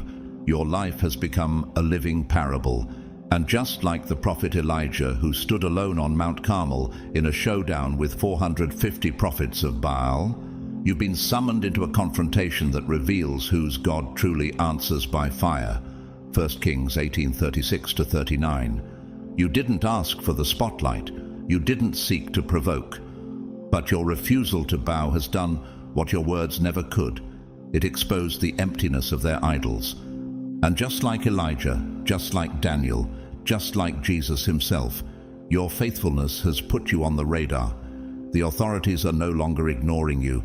The system has moved from passive resistance to targeted disruption. Why do you think the pressure has intensified lately? Why do you sense eyes on you, even when you're alone? Why are doors closing that were once open? And why are unfamiliar voices now whispering threats? Could it be that your spiritual weight has finally registered in the invisible realm? Your dedication carries consequences, but also covenant. Yes, you've been noticed. Yes, you've been singled out. But you're not alone. You're surrounded, covered, kept. The very God who shut the mouths of lions for Daniel is preparing to showcase his power in your story too. You've been arrested, not with metal cuffs, but with spiritual constraints more suffocating than any cell. You're not behind physical bars, yet it feels like you've been caged by shadows, surrounded on every side by agents of darkness who have studied your patterns, tracked your rhythms, and waited for the precise moment to strike. Nothing about this was random. The snare was calculated. The setting was staged. Every detail was methodically designed to force a collision between your convictions and your circumstances. Can you feel the tension rising like a storm just before the heavens split? Can you sense that what you're in right now isn't just trouble? It's a spiritual trap built to crush your identity. This is your lion's den, not the one of folklore or stained glass windows, but the kind where your soul is tested in silence and your spirit is stalked by unseen jaws. The enemies that encircle you aren't just physical, they're spiritual, psychological, systemic, and they're loud. They don't whisper, they roar. Like lions circling Daniel, their breath is hot, their growls unrelenting. The darkness feels deeper than usual, the voices sharper. You look around, and it seems every exit has been sealed, every light extinguished, every prayer met with delay. Why does God allow it to get this dark before his deliverance comes? Why do you feel most forgotten right before the miracle? The enemy has pulled out every weapon: emotional sabotage, financial warfare, relational betrayal, attacks in your sleep, assaults on your reputation. The pressure is not accidental, it's engineered. They want to see what you're made of when the applause is gone, when the support system is silent, and when the miracles feel delayed. Have you noticed how the enemy doesn't waste his biggest weapons on casual believers? Why would he come this hard unless you were carrying something holy? Remember Job? A righteous man singled out for divine testing. Satan said to God, "Stretch out your hand and strike everything he has, and he will surely curse you to your face." Job 1:11. And so began the avalanche, the loss, the sickness, the betrayal. But what the enemy didn't calculate was that Job's faith wasn't a performance. It was a covenant, and so is yours. The enemy is in your face now, loud and vicious. He's shouting, mocking, claiming dominance. "I can destroy you. I can humiliate you. I can take everything," the voices echo. But can he really? Does the threat of destruction override the authority of the God who holds your breath? Who told him he could touch what God has sealed? Why does the enemy act as if he owns you when heaven has already bought you? Cardinal Joseph Mincenti, the Archbishop of Esztergom and a Hungarian symbol of resistance, stood unwavering in his faith when communist authorities arrested, tortured, and imprisoned him for opposing their godless regime. Despite severe physical and mental abuse, he never recanted. Years later, he emerged not as a broken man, but as a beacon of moral courage. His silence in solitary confinement echoed louder than the propaganda of his captors. And his legacy now lives on in the hearts of those who understand that suffering for righteousness is not defeat, it's divine distinction. A young woman named Lena once worked in a medical facility run by unethical executives. When she discovered that the hospital was covering up fatal malpractice cases, she reported it. Within weeks, she was isolated, accused of insubordination, and dragged into a smear campaign that threatened her career. But she stood firm, saying, "If silence protects death, then I choose truth, even if it costs me my name." Years later, several patients' families found justice because of her courage. And now, here you are. You feel the lions breathing on your neck. You hear their snarls. You see the spectators leaning in to watch. But what they don't realize is that what's surrounding you is not stronger than what's inside you. Do they know your faith was forged in fire? Do they understand that what looks like isolation is actually insulation? Do they know your spirit has been battle-tested in silence long before this moment ever came? Picture a glacier breaking through the surface of the ocean. Only a fraction is visible above the waves, but beneath the water is a massive, immovable structure that no storm can move. That's you.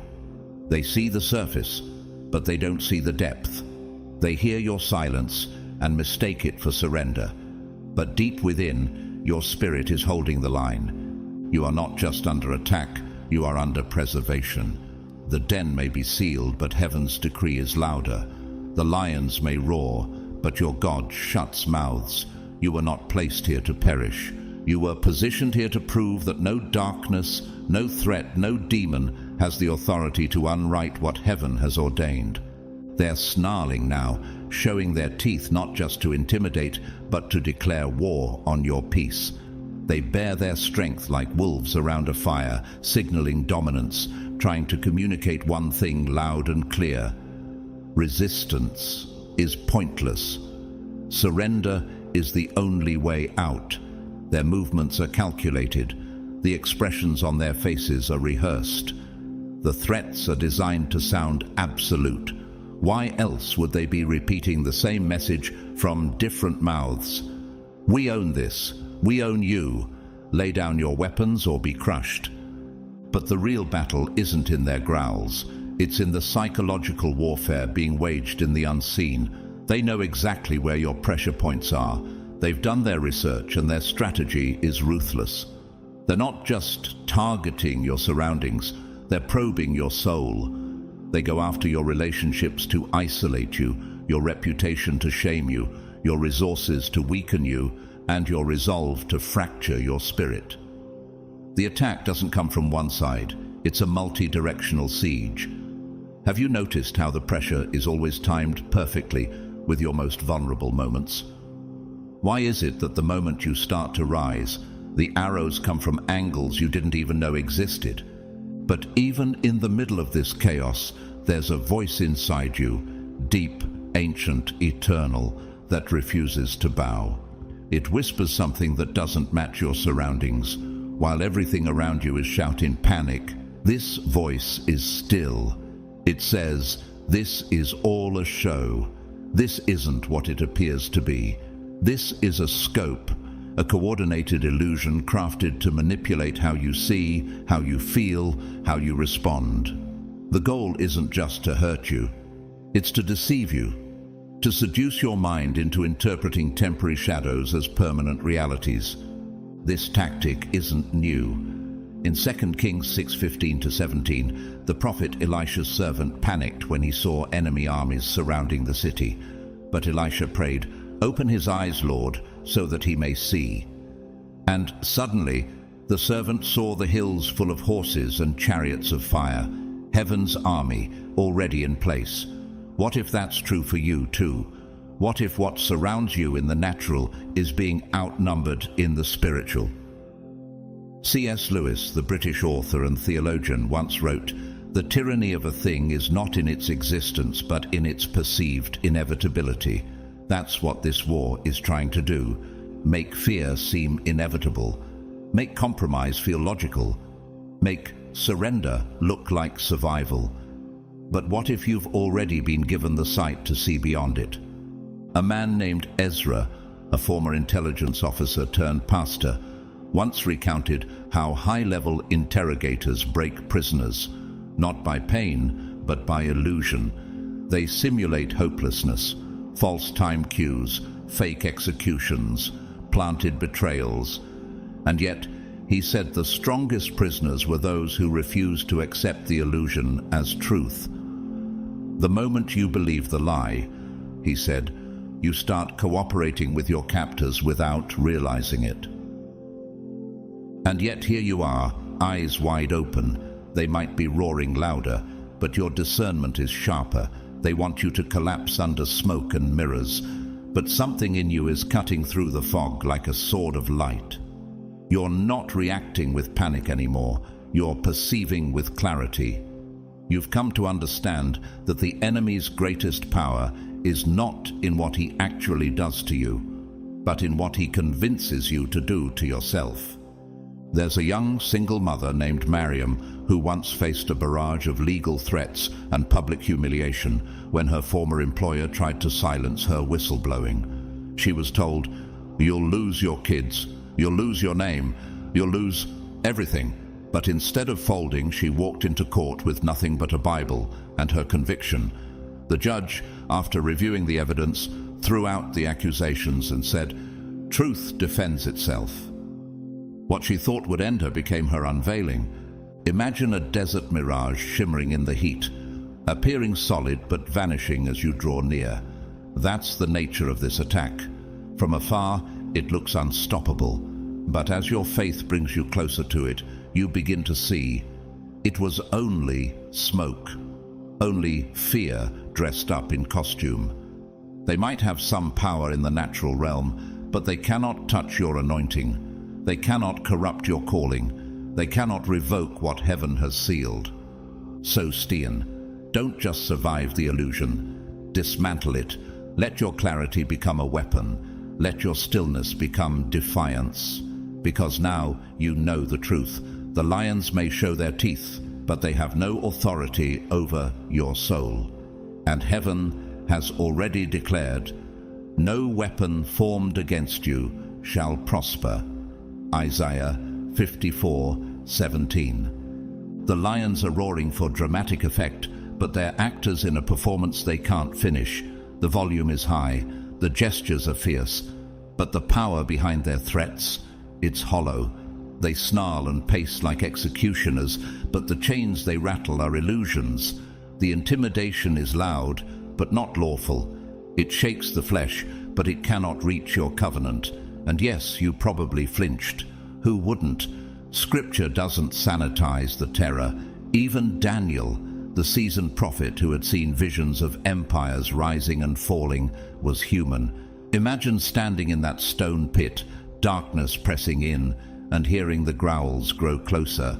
The fear wasn't fake, but faith isn't the absence of fear, it's the decision to stand anyway. And now you stand in your own den. The scent of fear may linger in the air, but so does something stronger, defiance born of devotion. You can feel your body reacting, heart pounding, breath shallow, mind racing. But your spirit is steady. The voice within says, "They can roar, but they can't reach me." Your heart has become the battlefield. The pressure is real, but so is the power within you. This isn't a test of performance. It's a test of posture. In 1 Peter 1:7 it says, "These trials will show that your faith is genuine. It is being tested as fire tests and purifies gold." This moment isn't punishment, it's proof.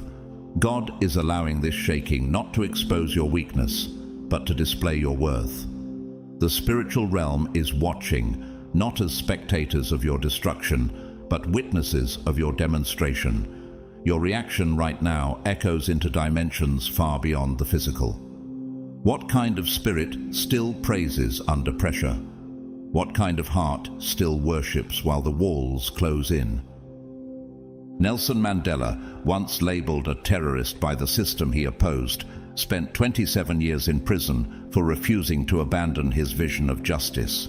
His captors thought time would break him, but instead of emerging bitter, he emerged refined. "I am the master of my fate," he said. "I am the captain of my soul."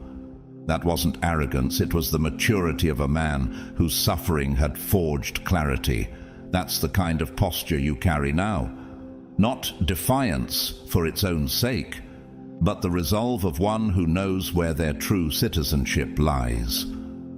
In a small town near the border, a middle-aged widow named Selina was falsely accused of a crime after refusing to bribe officials who wanted access to her property.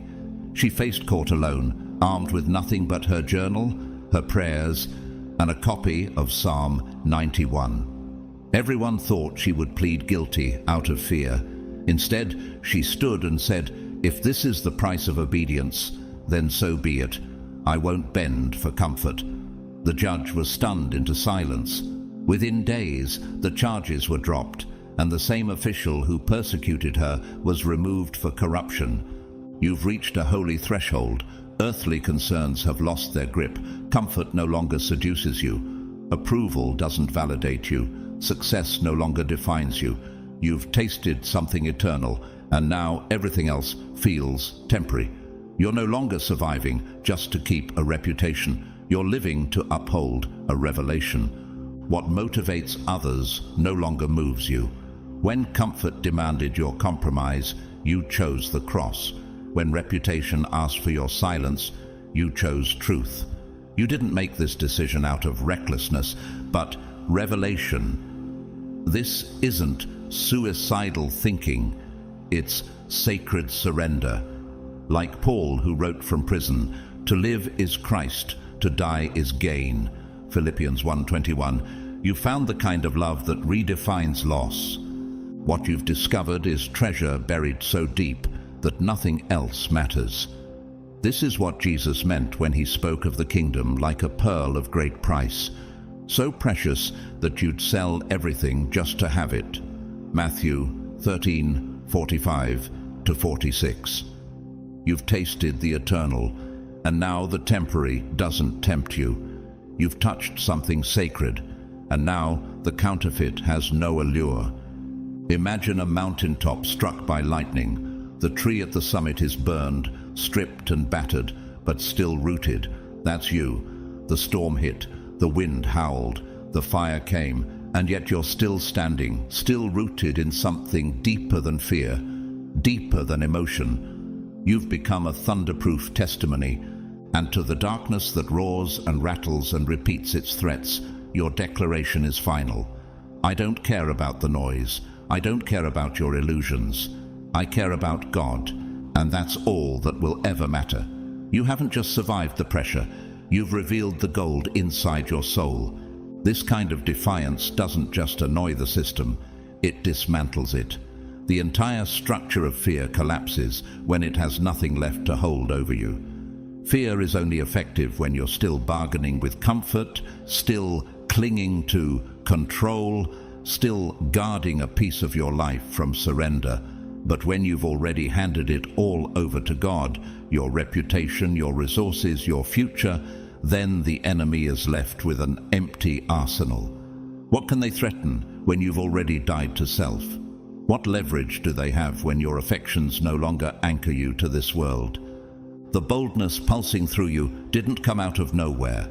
It's been forged in the quiet, in the unseen, in the little yeses that no one applauded.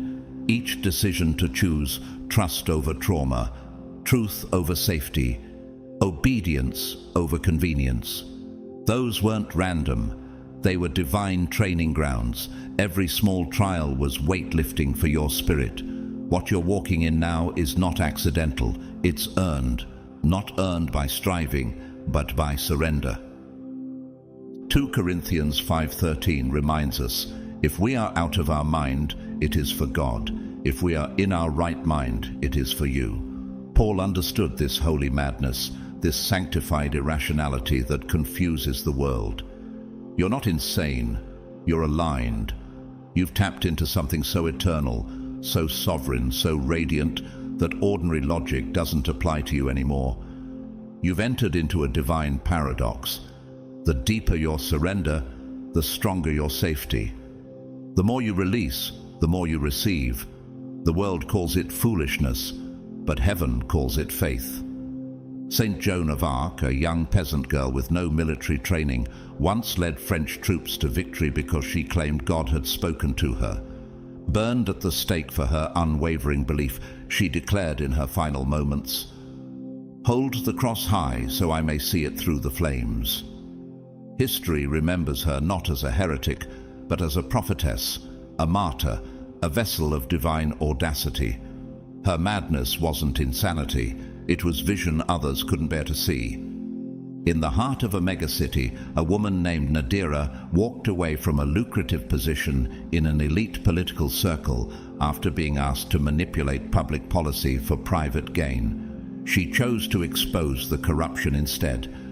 The fallout was instant: smear campaigns, financial ruin, social exile. But Nadira stood unshaken. "God didn't give me this voice to use it for comfort," she said. "He gave it to me to confront injustice." Years later, the very system she exposed began to fall, and some of the same voices that silenced her now quote her in reverence. "Even as the enemies roar, even as the lions prowl, you stand saturated, not in fear, but in glory, saturated in Holy Spirit, saturated in the light of God that no shadow can penetrate. You are not merely protected, you're enveloped. The presence surrounding you is stronger than steel, more impenetrable than armor, and more reliable than any alarm. The atmosphere around you has shifted. The war is still visible, but your victory is already sealed." This is the realm of divine physics, where the invisible governs the visible. What others see as fragility, heaven sees as force. Your stance in surrender has triggered a protective perimeter that no demon can cross. Why? Because you're not standing in your own name, you're standing in His. This isn't self-preservation, it's kingdom representation. Imagine the way lava cools into obsidian. What was once chaotic heat becomes unbreakable stone. That's the transformation happening inside you. From emotional turbulence to spiritual solidity, from reaction to revelation, from flesh to flame. And here's what makes it undeniable. Your protection is not based on how well you fight, but how deeply you've surrendered. It's not about how skilled you are at dodging attacks. It's about how trustworthy God is in shielding the surrendered. The safety you're walking in isn't a product of your strength. It's a product of His character. Psalm 91:4 says, "He will cover you with His feathers, and under His wings you will find refuge. His faithfulness will be your shield and rampart." This is not theory for you, it's reality. You're not reciting promises, you're living in them. The darkness might still shout, but heaven already whispered, "Untouchable." Let's take a moment to honor the ones who don't just walk differently. They carry a weight most people will never understand. These are the chosen, the invisible warriors, cloaked not in status, but in spirit. They see through the noise, feel beneath the surface, and respond to battles that others don't even know exist. These aren't the loud ones. These are the ones who carry sacred silence as a weapon. They are the intercessors in the shadows, the rebuilders of ancient ruins, the keepers of the flame when everyone else is asleep. Their presence shifts atmospheres even when they speak no words. You know who you are. You don't need applause. You've never chased the crowd. While others sought safety in numbers, you chose clarity in isolation. While others built platforms, you built altars. This world may call you strange. Heaven calls you necessary. Your difference isn't dysfunction, it's design. And now, to you, the one still standing, the one the battle tried to break, but heaven reinforced. You are not weak for being tested, you are trusted. When God called you His soldier, He didn't mean you'd wear medals. He meant you'd wear scars. You've been through pain not as punishment, but as preparation. And the strength you carry now didn't come cheaply. It came through war zones that no one else witnessed. Dietrich Bonhoeffer, the German theologian and pastor, stood against the Nazi regime at the height of its terror.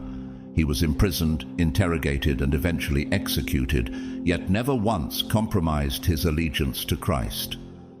"When Christ calls a man," he said, "he bids him come and die." His faith wasn't dramatic, it was disciplined. It didn't flinch under evil. It stood, and it still speaks.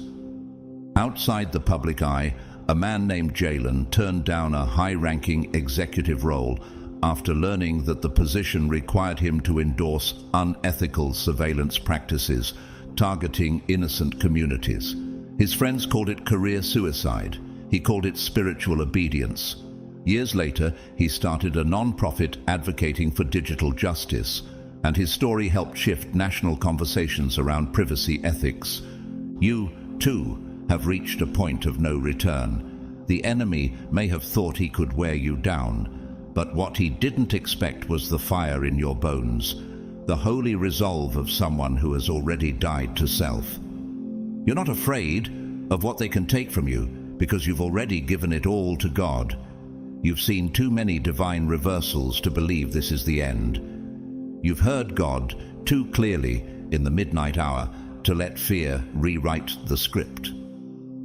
Imagine an oak tree on a cliffside, weather-beaten, lightning-scarred, but still standing. Its roots run deeper than its height, and that's why it doesn't fall. That's you. You weren't built to be decorative. You were built to endure. You've survived storms that should have uprooted lesser spirits, and now your shadow offers shelter to those silently watching your stand. 2 Timothy 2:3 says, "Endure hardship with us like a good soldier of Christ Jesus." And that's exactly what you've done. This isn't about proving yourself to God. He already knows. This is about revealing to the world what faith looks like when it's lived, not just preached. This is about showing others that surrender isn't weakness, it's the ultimate strength. So thank you for not quitting when it got unbearable. Thank you for standing when others bowed. Thank you for choosing purity in a culture of compromise. What you've endured wasn't in vain. The heavens saw, the earth felt it, and history will remember it, because God is not just testing you, He is commending you. The unseen realm has fallen silent in reverence. What's unfolding in your life isn't just being observed, it's being documented in eternity. Every breath you take under pressure, every tear you cry without giving up, every moment you stand when it would be easier to flee. It's all being noted by angels who've seen kings rise and empires fall. You are now the battlefield and the spectacle. The heavens are leaning in, and the forces of darkness are seething. Their usual blueprints have failed. Their psychological war manuals are burning. You were supposed to break by now. Demons are bewildered. They've watched thousands collapse under far less. They predicted that fear would override your faith. They were counting on your humanity to override your holiness. But instead of retreating, you've been revealing. Instead of fracturing, you've become fireproof. They expected a collapse. Heaven is witnessing a coronation. The way you're walking through this storm is echoing through realms you can't yet see. Your name, yes, your name, is being spoken in angelic circles. Your response is becoming a case study in obedience. It's not just that you're enduring, it's the way you're enduring.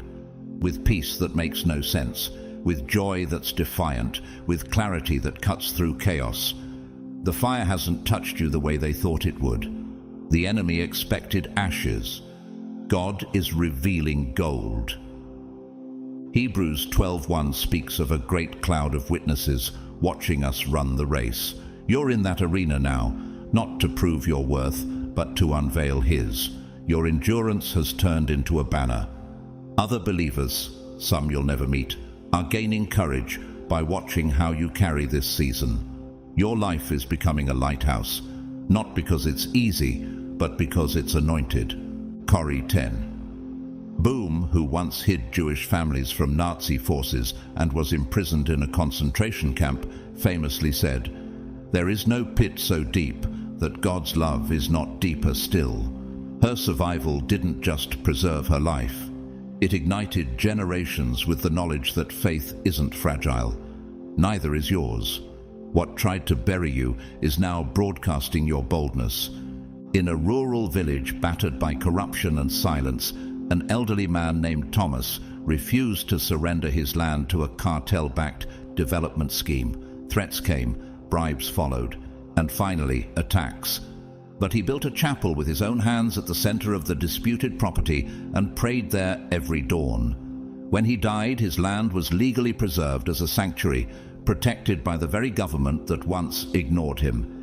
His legacy became a refuge for future generations seeking peace. And while demons rage, angels move, not subtly, but decisively. These are not cherubs with harps. These are warriors who once cast Lucifer from heaven. The same celestial hosts who attend the throne of the Most High have now been assigned to your defense.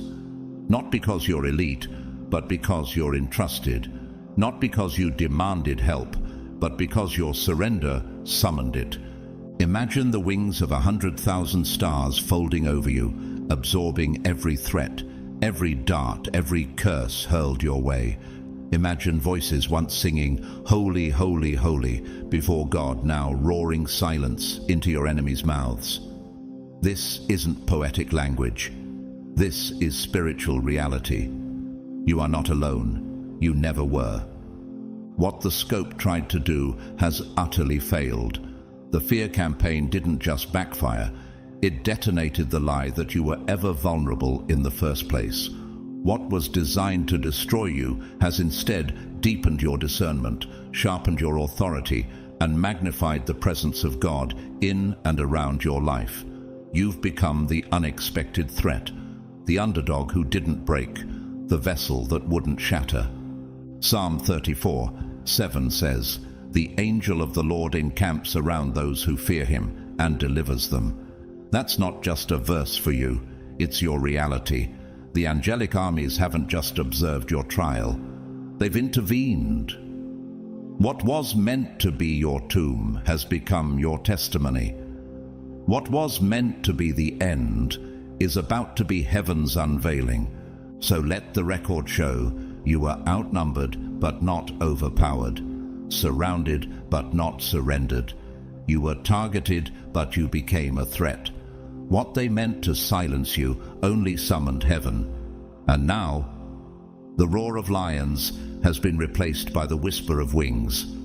The moment has arrived. This is not speculation. This is not projection. It is divine activation. The time for your release has been declared in heaven, and earth has no choice but to respond. Those who tried to detain you, whether in spirit or circumstance, have lost jurisdiction. The legal accusations in the spirit realm have been struck down. The verdict has shifted in your favor. The sentence has been reversed. The doors once locked have flung wide open, not by force, but by decree. And your release? It's not just personal, it's prophetic. It's God's public demonstration that he still moves mountains, still splits seas, still rescues lions from dens and people from impossible places. What you're walking into is not just a blessing. It is a broadcast. This moment is proof that the God of Daniel is not ancient folklore. He is a living force. Your breakthrough testifies that faith is not a relic of the past. It is the most potent currency in the unseen realm. Isaiah 43:13 says, "No one can deliver out of my hand. When I act, who can reverse it?" That's what's happening now. The impossible has been reclassified as inevitable. What looked like a permanent loss is now an immortal testimony. You are no longer the one condemned. You are the one crowned. The script has flipped, and the final chapter reads like resurrection. In 1955, Rosa Parks, a quiet seamstress with relentless conviction, refused to surrender her bus seat to injustice. That decision birthed a national movement and rewrote history. Her resistance wasn't loud, but it was thunderous in the spirit. She later said, "I was just tired of giving in." Her obedience didn't just spark freedom, it proved that righteousness, when planted in ordinary soil, can still shake systems. Miles away from the headlines, a barista named Leona found herself falsely accused of theft by a regional manager seeking to scapegoat her for internal fraud. Her job was suspended, her reputation stained. Everyone assumed she'd disappear in shame, but instead she stood outside the shop every day with a simple sign, "Truth stands even when I cannot speak." Weeks later, surveillance footage surfaced, vindicating her entirely. She was reinstated and offered the manager's role. She declined. "I only needed my name restored. God did the rest." On the steps of the courtroom, people gathered to predict your collapse, but now they're witnessing your coronation. Those who expected shame are now applauding your deliverance. Their eyes are wide, not just with wonder, but with the realization that what you carry cannot be fabricated. They sense something unshakable, something fierce, something sacred. They came to mock, but they're leaving moved. The way you walked through this fire has revealed the furnace could not change your form. Even those who don't share your faith can't deny your resilience. They may not say, "Amen," but they will say, "Respect," because they saw your suffering and they watched how you handled it. They saw the pressure, and now they see the purity. An oak tree on a cliffside does not apologize for its posture. It does not flinch in the wind. Its roots go deeper than anyone can measure. That is what the world sees in you now, a life grounded so deeply in God that even your enemies have been forced to reassess your strength. The applause wasn't your goal, but it has become the fruit. The same people who once analyzed your silence are now studying your courage. Your example is being passed along. Your name is being spoken in spaces you've never entered. Your story is traveling farther than your feet ever could. Psalm 23:5 proclaims, "You prepare a table before me in the presence of my enemies."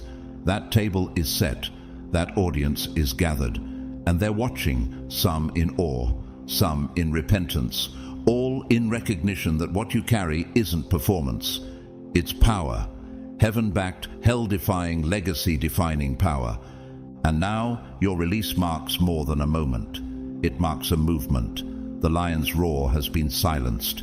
The accusations have been erased. The miracle has been made manifest. And all they can say now is what angels already knew. You've got mad heart. No one can break you. No one can shut you down.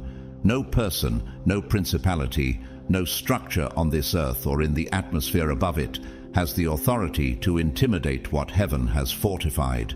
You've crossed into a realm where fear no longer dictates your decisions. The threat that would paralyze others only activates your clarity. People are starting to talk, not out of gossip, but out of awe. Whispers have turned into wide-eyed testimonies. Your name is surfacing in conversations, not because you shouted, but because you stood. What made others panic revealed your peace. Who else can walk through storms with stillness like this? Who keeps their heart unshaken when everything around them is trembling? Who stands in the face of spiritual assault and says, "Do what you must, but I will not bow"? Your boldness is not performative, it's protective. You are not reckless, you are rooted, and people feel it. The only one who could truly shake you is Jesus Christ himself. But he never comes with fear. He comes with fire and love. You belong to him. You've been grafted into the lineage of unbreakables. The King of Kings has placed his spirit within you, and that spirit doesn't flinch. It doesn't fold. That spirit reminds you daily, you are loved, chosen, sealed. This isn't arrogance, it's alignment. Why should the approval of men disturb someone who's already been approved by the throne room? 2 Timothy 1:7 says, "For God has not given us a spirit of fear, but of power, love, and a sound mind." You've embraced that truth. Even when your flesh tenses and your hands tremble, your spirit remains unmovable. The fear may touch your skin, but it cannot breach your soul. How is it that others feel defeated under lighter pressure, but you grow sharper under fire? What is it about your presence that disrupts the schemes of darkness? In 1963, James Baldwin, a writer, activist, and prophetic voice of his generation, stood unapologetically before national audiences and declared, "Not everything that is faced can be changed, but nothing can be changed until it is faced." He was bold in the face of institutional hatred, not because he lacked fear, but because he refused to be ruled by it. That same spirit, the one that speaks truth without trembling, is alive in you. People can see it, and they can't unsee it. A high school teacher named Elijah once faced expulsion after refusing to erase a student's poem about prayer from the school's creative writing journal. Told by administrators that religion has no place in public spaces, he simply replied, "Truth has no boundaries." The student's peace was kept. Elijah lost his job, but 2 years later, he founded an online platform for student voices that now mentors thousands in faith-informed writing. He didn't lose influence, he multiplied it. The boldness you've displayed has pierced deeper than anyone expected. It's not just being admired, it's being absorbed. Others are watching how you walk, and something in them is waking up. Believers who were whispering prayers are now declaring them with authority. People who had nearly compromised are stepping back into their calling. Why do you think courage spreads like fire when it's authentic? Why does your consistency seem to activate something ancient in the hearts of those around you? You've become a carrier of fearless faith, the kind of strength that doesn't need to yell to be heard, the kind of clarity that calms chaos, the kind of peace that passes understanding because it doesn't come from circumstance, it comes from covenant. Your example is creating a ripple effect. Your stance has become someone else's inspiration. You didn't ask to lead, but your endurance has made you one. Picture a single ember falling in a forest. It touches dry ground, and suddenly the atmosphere changes. One spark becomes ignition. One spark becomes revival. That's you. Your mad heart isn't just impressive, it's contagious. Your courage is catching. Your boldness is becoming movement. And those who once watched in silence are now stepping into battle, carrying the same fire.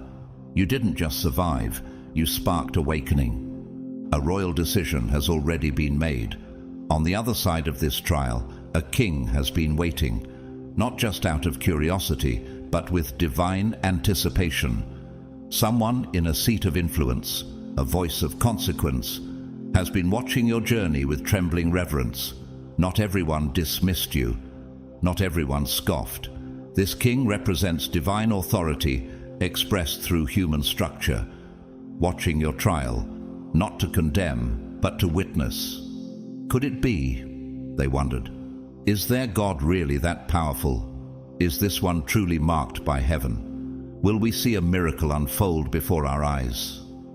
The questions haven't stopped. The king has paced palace corridors the same way the world has paced the sidelines of your suffering. They watched the accusations, the pressure, the silence. They watched how you didn't fold. And now, those in power are beginning to shift from spectators to celebrants.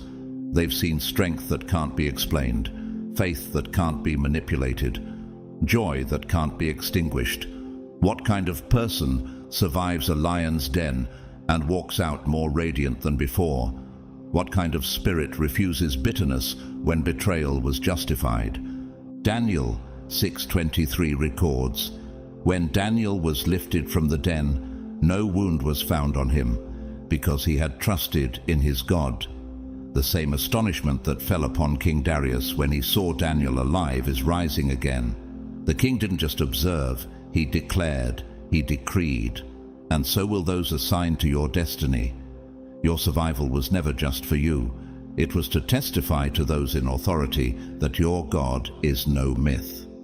In 2009, Judge Janine Pirro, a former prosecutor and TV host, was publicly skeptical of religious appeals in legal defenses until she witnessed a falsely accused young woman facing years in prison remain silent and calm through the storm. Janine later confessed on air, "She had a kind of peace I couldn't understand, and I realized faith isn't weakness. It's another kind of law altogether." The woman was acquitted. Her faith didn't make headlines, but it transformed the judge's heart. Authority is watching, and hearts are turning. And now, as you emerge, wounded perhaps in body but untouched in spirit, the king smiles. The celebration waiting on the other side isn't polite, it's legendary. The joy is raw, the relief is loud, the tears in their eyes are real. This isn't just promotion, it's prophetic vindication. Across the country, a man named Raphael once turned down a high-profile entertainment contract after discovering it required him to promote values he no longer aligned with. The industry wrote him off. But months later, a producer who had quietly watched his refusal offered him a better deal: ownership, creative control, and full protection. "I watched how you stood," the producer said, "and I knew you were the one." Raphael didn't chase the throne, but the throne found him faithful. What if the position you're about to receive is not a reward, but a divine placement? What if the offer being prepared isn't about your talent, but about your testimony? What if the door opening has been waiting for the maturity forged in fire? What if this whole time God wasn't just preparing you for influence, but preparing influence for you? Imagine a river carving through stone, not because of force, but because of consistency. Over time, it changes the very shape of the mountain. That's what your endurance has done. It has shaped the atmosphere, shifted minds, created pathways where none existed before. The contract that's being handed to you now is the visible evidence of invisible obedience, and it comes wrapped in something most never attain: trust. Psalm 75, 6-7 reminds us, "No one from the east or the west or from the desert can exalt themselves. It is God who judges. He brings one down, he exalts another." This position isn't man-made, it's heaven-sent. And with it comes a hedge of protection that no slander can penetrate. The ones who mocked will now marvel. The ones who tried to tear you down will now have to salute what you carry. You are being positioned, not just for prestige, but for purpose. Not for ego, but for impact. This role carries with it honor, yes, but also insulation. Authority, yes, but also sanctuary. And from this new place, your influence will touch lives that were never accessible before. The lions couldn't stop you. The pit couldn't silence you. And now, even your enemies will have to respect what you've become. This is more than restoration. It's redefinition. You aren't just being welcomed back. You're being walked into territory you never dreamed you could occupy. And heaven is declaring, "This one has mad heart," and they're ready for the mantle. Restoration was never about returning to what was. It was always about launching you into what never existed before. This isn't a simple reset, it's a divine recalibration. You're not just getting back what you lost, you're receiving more than you had the capacity to dream. The comeback you're stepping into isn't a replay of the past, it's an upgrade from heaven's storehouse. What if the pain was simply the prerequisite for promotion? What if the resistance was actually a reference point for resurrection? Joel 2:25 declares, "I will restore to you the years that the swarming locust has eaten." But God doesn't just restore time, He restores territory. And when God restores, He doesn't return things as they were. He redeems them to what they were always supposed to become. You thought you were being emptied, but you were actually being reformed. You were being readied to receive not a portion, but overflow. This isn't just vindication, it's elevation. This isn't just about proving you were right. It's about showing the world that God rewards the faithful in ways that rewrite narratives. That trial that looked like a death sentence, it became a diploma. You didn't just survive, you graduated. And now you walk with a spiritual rank that hell recognizes and heaven honors. The test that tried to strip you of faith actually became the forge that purified it. The voices that tried to silence your story only increased its reach. The enemy thought the cage would break you. Instead, it built you. Why is your faith stronger than ever after so much loss? Why does your joy defy logic? Why does your clarity intimidate rooms filled with noise? In Romans 8:37 it says, "In all these things we are more than conquerors through him who loved us." You didn't just make it out, you came out glowing. You're not just free, you're fire-tested. The type of testing you've endured no longer applies to you. The spiritual maturity you've cultivated has changed your classification in the spirit. You've entered a covenantal depth that qualifies you for divine access others can't imitate. Viola Davis, an award-winning actress and a survivor of extreme poverty and childhood trauma, once said, "All dreams are within reach. All you have to do is keep moving toward them." But what she rarely mentions publicly is how often her faith anchored her through seasons of instability. It wasn't luck that brought her to the stage. It was perseverance baptized in pain. That same pattern is visible in your life now. The world will call it strength. Heaven calls it obedience.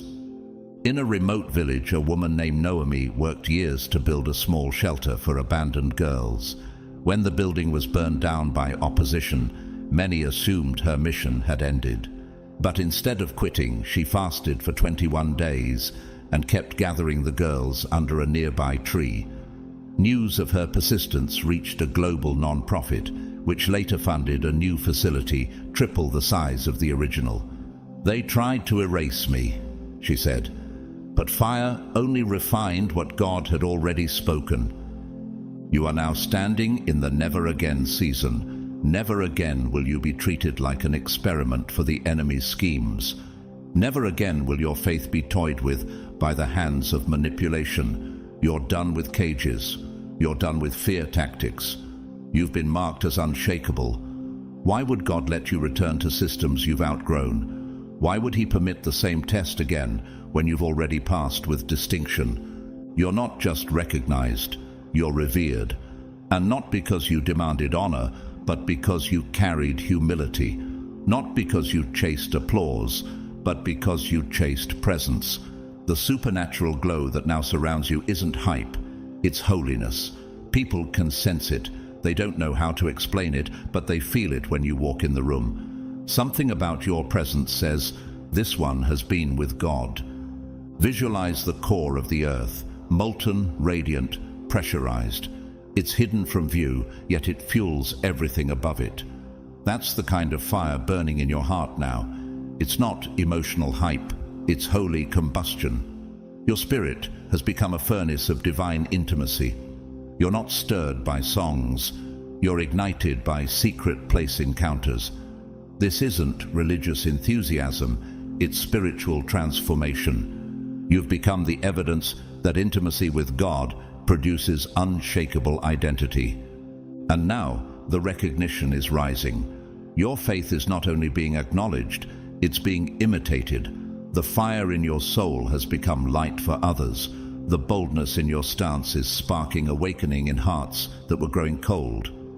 What you carry cannot be learned in textbooks or unlocked through networking. It was forged in fire, received in silence, guarded by surrender. And all of it leads to this one truth. You didn't just survive, you've become proof. Graduation doesn't mean your journey has ended.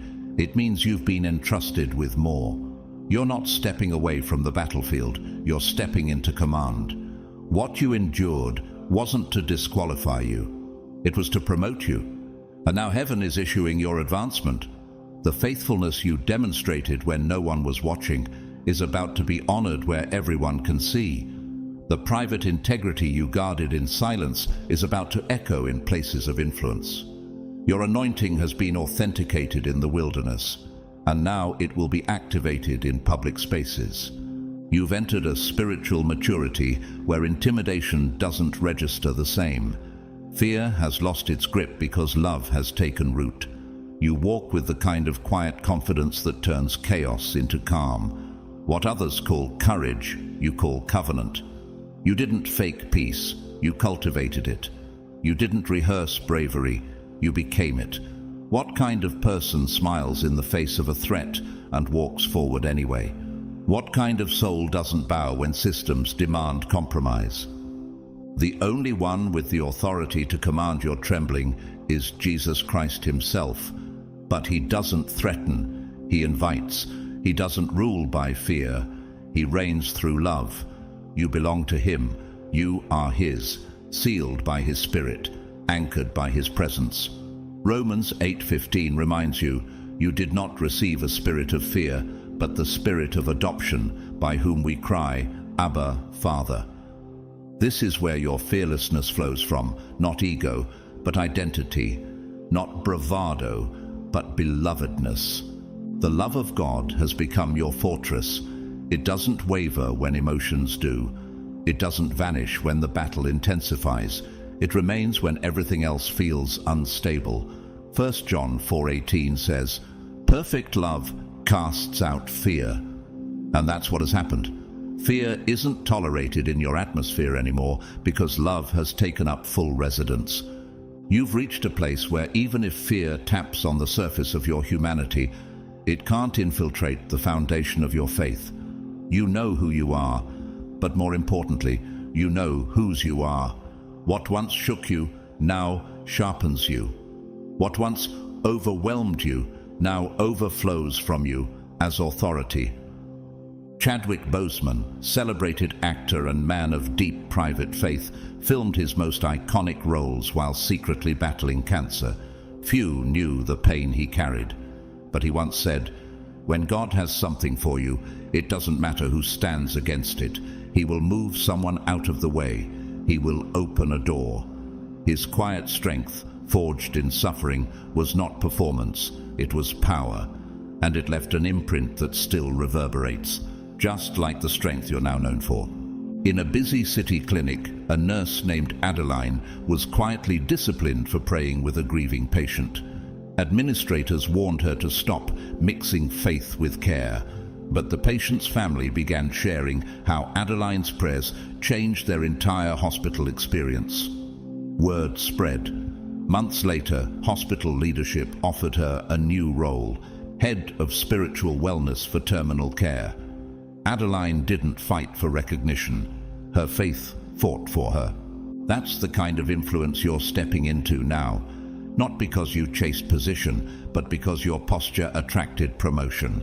Not because you demanded a platform, but because your perseverance built one.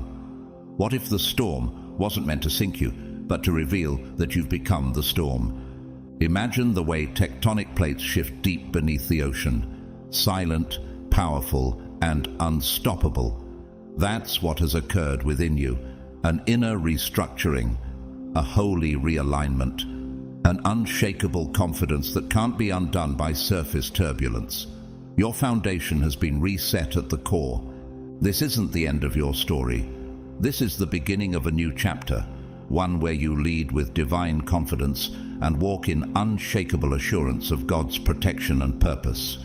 You've been prepared by trial, equipped by fire, and anointed through pain. What you carry now cannot be taught, it had to be lived. And heaven trusted you to live it. The lions tried to devour you, but couldn't. The system tried to break you, but failed. Fear tried to control you, but was cast out. Intimidation tried to mute you, but your voice only grew louder. The pressure tried to bend you, but your spine became steel. The threats tried to make you flee, but your feet stayed planted. And now the world is beginning to understand what heaven has always known. You've got mad heart. Chosen one, let this truth settle into your spirit like fire meeting dry wood. You didn't just survive the storm. You were refined by it. What they tried to shame, God has chosen to showcase. What they labeled as reckless, Heaven now calls fearless faith. You've proven that mad heart isn't wild arrogance. It's holy defiance against fear, compromise, and silence. And now, even your enemies can't deny it. You're walking proof of what happens when someone refuses to bow to anything but God. This isn't just your testimony. This is a ripple in the spirit. Because your stance, your resilience, your endurance, it's awakening something in others. You may never know how many people found strength because they saw you stand. You may never hear the full story of how your fire reignited someone else's fading flame. But heaven knows, and heaven is not finished with you. In fact, heaven is just getting started. So walk boldly into this new season, not with pride, but with posture, not seeking validation, but carrying confirmation. You are not the same, and you never will be. You've got mad heart, and now the world knows it too. If this message stirred your soul, comment mad heart below as a public declaration that fear no longer has dominion over you. Like, share, and subscribe so that more chosen ones, more silent warriors, can rise up with the same fire. And to those of you who have been blessing this channel through super thanks, I see you. I appreciate you deeply, and may God multiply your generosity in ways you never expected. But whether you've given or simply tuned in, thank you. Your time, your heart, your hunger for truth, it matters. It shapes this community into something sacred. So I bless you now, in the mighty name of Jesus Christ. May the boldness of lions rise in your spirit. May peace wrap around your mind like armor. May your steps be steady, your purpose be clear, and your fire never go out. You've got mad heart, and it's only the beginning. Amen.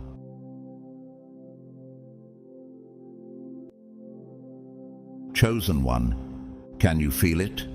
That sudden shift in the air, that undeniable sense that what was hidden is no longer protected. The walls that once shielded their lies are crumbling. You were never crazy. You were never overreacting. You were simply ahead of the evidence. And now, the evidence has arrived like a tidal wave, unstoppable, divine, and drenched in holy vindication. The very ones who laughed behind closed doors, your ex, that manipulative lawyer, and the corrupt cop they conspired with, once moved like shadows, confident that no one would ever connect the dots. But heaven has a memory, and it has finally answered. Their secrets are no longer secrets. Their schemes are no longer safe. The cover-up is unraveling in real time, and guess who's still standing? Comment 777. If you've ever been gaslit by a narrative you knew was false, if you've ever carried the truth in silence because the world wasn't ready to hear it, your moment has come. And to those of you who have supported this channel through super thanks, your faith has helped keep the flame of truth alive. Thank you, from the depths of a healed but once broken soul. So now the question must be asked. What happens when the whole town sees what you always knew? How do they explain the evidence you were never meant to find? And why are they suddenly so quiet, so shaken, so exposed? Keep watching, because what's coming next will not just vindicate your name. It will rewrite the entire narrative. God's chosen ones, ex-lover, dirty lawyers, and cops covered up the truth, but it's finally exposed.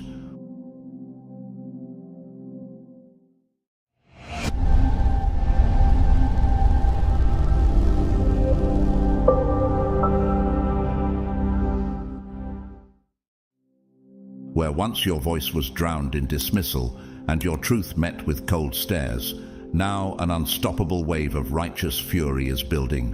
What once was denial has become exposure. What was gaslighting has become reckoning. And you, God's chosen one, stand not as a victim, but as the catalyst. The veil of secrecy is not merely lifting, it has been torn open like the curtain of the temple in Matthew 27:51. And behold, the veil of the temple was torn in two from top to bottom, and the earth shook and the rocks were split. That same divine disruption is shaking the ground beneath the feet of your accusers. How did so many fail to see through the performance? Why did they celebrate your downfall instead of questioning the story? Were they blind or just comfortable in the lie? Now they witness the slow collapse of the lie they defended. Every performance, every fake apology, every weaponized story is now played back in crystal clarity. Screenshots, recordings, deleted files recovered, money trails exposed. And as the dots connect, silence spreads, heavier than judgment. Your ex, the manipulator, their lawyer, the strategist of deceit, and the officer, a corrupted arm of power, each of them now stripped bare before a public that once praised them. Your ex wasn't merely reactive, they were strategic, turning minor misunderstandings into loaded traps. Like an engineer of emotional sabotage, they laid each brick of betrayal with precision. They practiced what behavioral psychology calls perception framing, shaping others' view of you through curated emotional displays and manipulated context. Each outburst, a misdirection, each tear, a weapon. The lawyer they enlisted turned courtrooms into arenas of illusion. Familiar with legal pathways, they bypassed justice by bending statutes into weapons of confusion. They forged documents with surgical skill, erased key phrases, inserted ambiguities. They used what cognitive linguists call semantic overload, burying judges and jurors in jargon until the truth drowned beneath complexity. They wore suits of honor while constructing walls of lies. The officer betrayed the very code of their badge, not through blatant tyranny, but subtle dismantling of justice. Surveillance tapes vanished, dates were altered, witnesses silenced through gentle suggestion. They didn't break the law, they twisted it just enough to fit their version of events. Isn't that how corruption thrives? Not by shouting in darkness, but by whispering in daylight. Just as the Apostle Paul was once Saul, zealous in persecuting the innocent until God blinded him and rerouted his calling. This moment is your Damascus. Those who accused you are being struck with the same blinding light of revelation. Their sight may return, but their status never will. And while some who once sided with them now offer hesitant apologies, you are not obligated to carry their guilt. Can sorrow undo the months you were made to feel insane? Can silence rebuild what doubt destroyed? Even their allies have begun to back away. Emails, voice memos, private group chats. Every shadowy whisper is now bathed in truth's relentless sunlight. What was once invisible is now archived, labeled undeniable. Angela Arendt's, former CEO of Burberry and executive at Apple, once said, "Integrity is doing the right thing when no one is watching."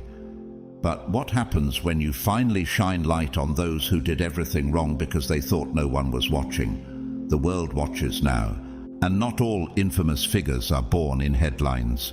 Joseph James D'Angelo, known as the Golden State Killer, lived decades in peaceful disguise, serving as a cop, raising a family, while hiding the horrors he'd committed. When truth finally exposed him, the mask didn't just fall, it disintegrated. His neighbors, once defenders, became his judges. The courtroom was silent, not because of awe, but because of betrayal. That's the cost of deception. And while you may not see yourself as a hero, others do. Like Luis, a custodian who worked 18 years at a public school and was falsely accused of theft by the principal and assistant superintendent. His quiet integrity, however, won out. Surveillance footage proved his innocence and revealed that the real thief was the same principal who signed the report. Luis didn't raise his voice, but truth raised his platform. Even the wild teaches this pattern. The octopus, often underestimated in the predator hierarchy, can reconfigure its shape, color, and texture in milliseconds, not just for defense but for mastery. In its silence and camouflage lies its advantage. But when exposed, It's a revelation to those who assumed dominance meant noise. So too, your silence was never weakness. It was strategy. And now you've emerged in divine clarity, fluid, ungraspable, unbound. Could they really have believed this would never come to light? Were they so deluded that they assumed heaven wouldn't intervene? How long did they think encrypted messages could stay hidden? What kind of person weaponizes love, law, and justice in one sweep? What happens when the foundation of a lie meets the earthquake of divine truth? What do people do when the person they discarded turns out to be God's vessel of revelation? This is more than vindication. This is divine reversal. Just like Joseph, sold by his brothers into slavery, falsely imprisoned, and yet lifted to power by God to save the very ones who betrayed him. Genesis 45. You, too, were buried under falsehood. But what they meant for evil, God is turning for good. You once watched the system twist itself into a serpent to strangle your truth. But now that same system coils back, this time to strike its original masters.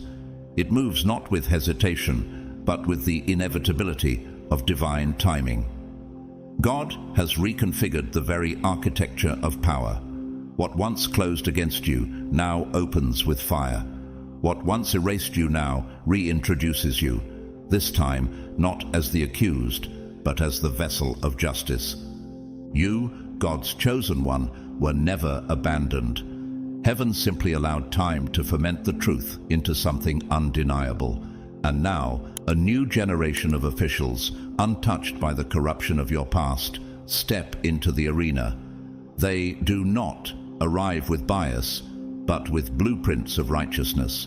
Have you ever seen a structure collapse from within? That is what is unfolding now, not by force, but by resonance. Truth, like a perfectly tuned frequency, is vibrating through every institution they once weaponized. Files once marked as closed are reopened with reverence and focus. Long-deleted evidence surfaces, hard drives decrypted, receipts recovered, emails restored. Is it coincidence? Or is it, as Esther 4:14 reminds us, perhaps you were born for such a time as this? And so was your vindication? One by one, those who were once silent step forward, their voices no longer trembling, but rising like a crescendo. A woman once afraid to speak now presents a recording. A man who vanished from the city returns with documents. They arrive like rainfall on parched land, unavoidable, cleansing, and prophetic. What had been buried in fear now blooms in courage, and subpoenas thunder across the city like divine arrows. The papers land on desks and doorsteps like scrolls of judgment. Your ex, once smug in their safety, receives theirs with hands that can no longer fake steadiness. The lawyer, who thought the courtroom was their kingdom, now sees their name, centered, bold, unmistakable, on a court summons. The same law they distorted now becomes the blade that slices through their charade. Do you see how the spoken word has become a sword? Judges who once rubber-stamped every shady motion now reread each file with reluctant dread. Prosecutors, previously passive, now circle like hawks. Even defense attorneys who once smiled in their company now flee like rats from a sinking ship. No one wants to be tethered to a collapsing lie. And the badge, once their shield, it now burns in judgment. Internal affairs has arrived, not as a whisper, but as a force. Offices raided, laptops imaged, phone logs dissected, every breadcrumb of betrayal traced with forensic precision. What they built on secrecy is now being deconstructed by scrutiny, and scrutiny, unlike silence, cannot be bribed. Even the financial systems, the so-called silent accomplices, have turned. Banking regulators, accountants and fraud specialists now trace every wire transfer, offshore deposit and shell company name. Their fraud wasn't just moral, it was fiscal. And now the tax authorities weave together the tapestry of their deception. Unreported income, falsified audits and suspicious donations. What once appeared as wealth now registers as a liability. Do you remember how Pharaoh thought he could keep Israel enslaved forever, until God himself stepped into the story and every structure of oppression crumbled? Exodus 12. You too are watching an Exodus moment unfold. But instead of parting waters, it is parted lies. Instead of a Red Sea, it is a sea of evidence. Brian Stevenson, a human rights lawyer and founder of the Equal Justice Initiative, once said, "The opposite of poverty is not wealth. The opposite of poverty is justice." And now justice is moving not as a suggestion, but as a sentence. It is active. It is alive. It is holy. The unraveling has also reached into corners they never thought would betray them. Like Detective Raul Moreno, a real-life cop once honored for integrity, who turned on his former partner after discovering internal corruption. It was his testimony that led to the dismantling of a precinct-wide cover-up. The fallout was historic, but the cleansing was necessary. And in the quiet world of ordinary people, Dana, a paralegal who once processed forged documents for that corrupt lawyer, came forward. She risked her job, reputation, even her safety, because the weight of complicity crushed her conscience. Her affidavit became the linchpin of a case that many thought unsalvageable. She didn't wear a cape. She wore her truth. And in nature there is a force that mirrors your vindication. Lava tubes. Hidden beneath hardened earth, rivers of molten fire flow silently for years. No one sees them, but one tremor, one shift, and they erupt. The same ground that once appeared calm becomes a force of reckoning. So it is with you. Your truth flowed beneath the surface, and now the tremor has come. What happens when the evidence you needed now walks toward you? What do they do when their former allies testify against them? How do they defend against a justice system they no longer control? What happens when the badge turns its back? When the laws they manipulated rise to rebuke them? Can lies stand in a storm this orchestrated? Can the truth really stay buried when heaven itself starts unearthing it? For nothing is hidden that will not be made manifest, nor is anything secret that will not be known and come to light. Luke 8:17. That's not just a verse, it's a prophecy fulfilled in real time. You're watching this verse walk into courtrooms, into inboxes, into recorded testimonies. This is not just karma, this is kingdom justice. This is what happens when heaven advocates on behalf of one of its own. You are now living in the hour of exposure, where performance collapses and truth pierces every illusion. Every mask once used to charm, deflect and deceive is now in freefall. The elaborate personas they constructed like stage sets are not just cracking, they're crumbling into dust. You, God's chosen one, no longer need to defend what the evidence is now shouting. What once demanded your tears now demands their accountability. What do people do when the narrative they defended begins to bleed? What happens when your silence becomes their sentence? How long can a lie survive in the oxygen of unveiled truth? Every moment that once felt like emotional whiplash, those charming smiles turned accusations, the crocodile tears at just the right time, the sudden bursts of false vulnerability are now proven to be intentional. It wasn't confusion, it wasn't miscommunication. It was a weaponized art form of emotional manipulation rooted in performance psychology and gaslighting theory. You were not imagining it, you were enduring it.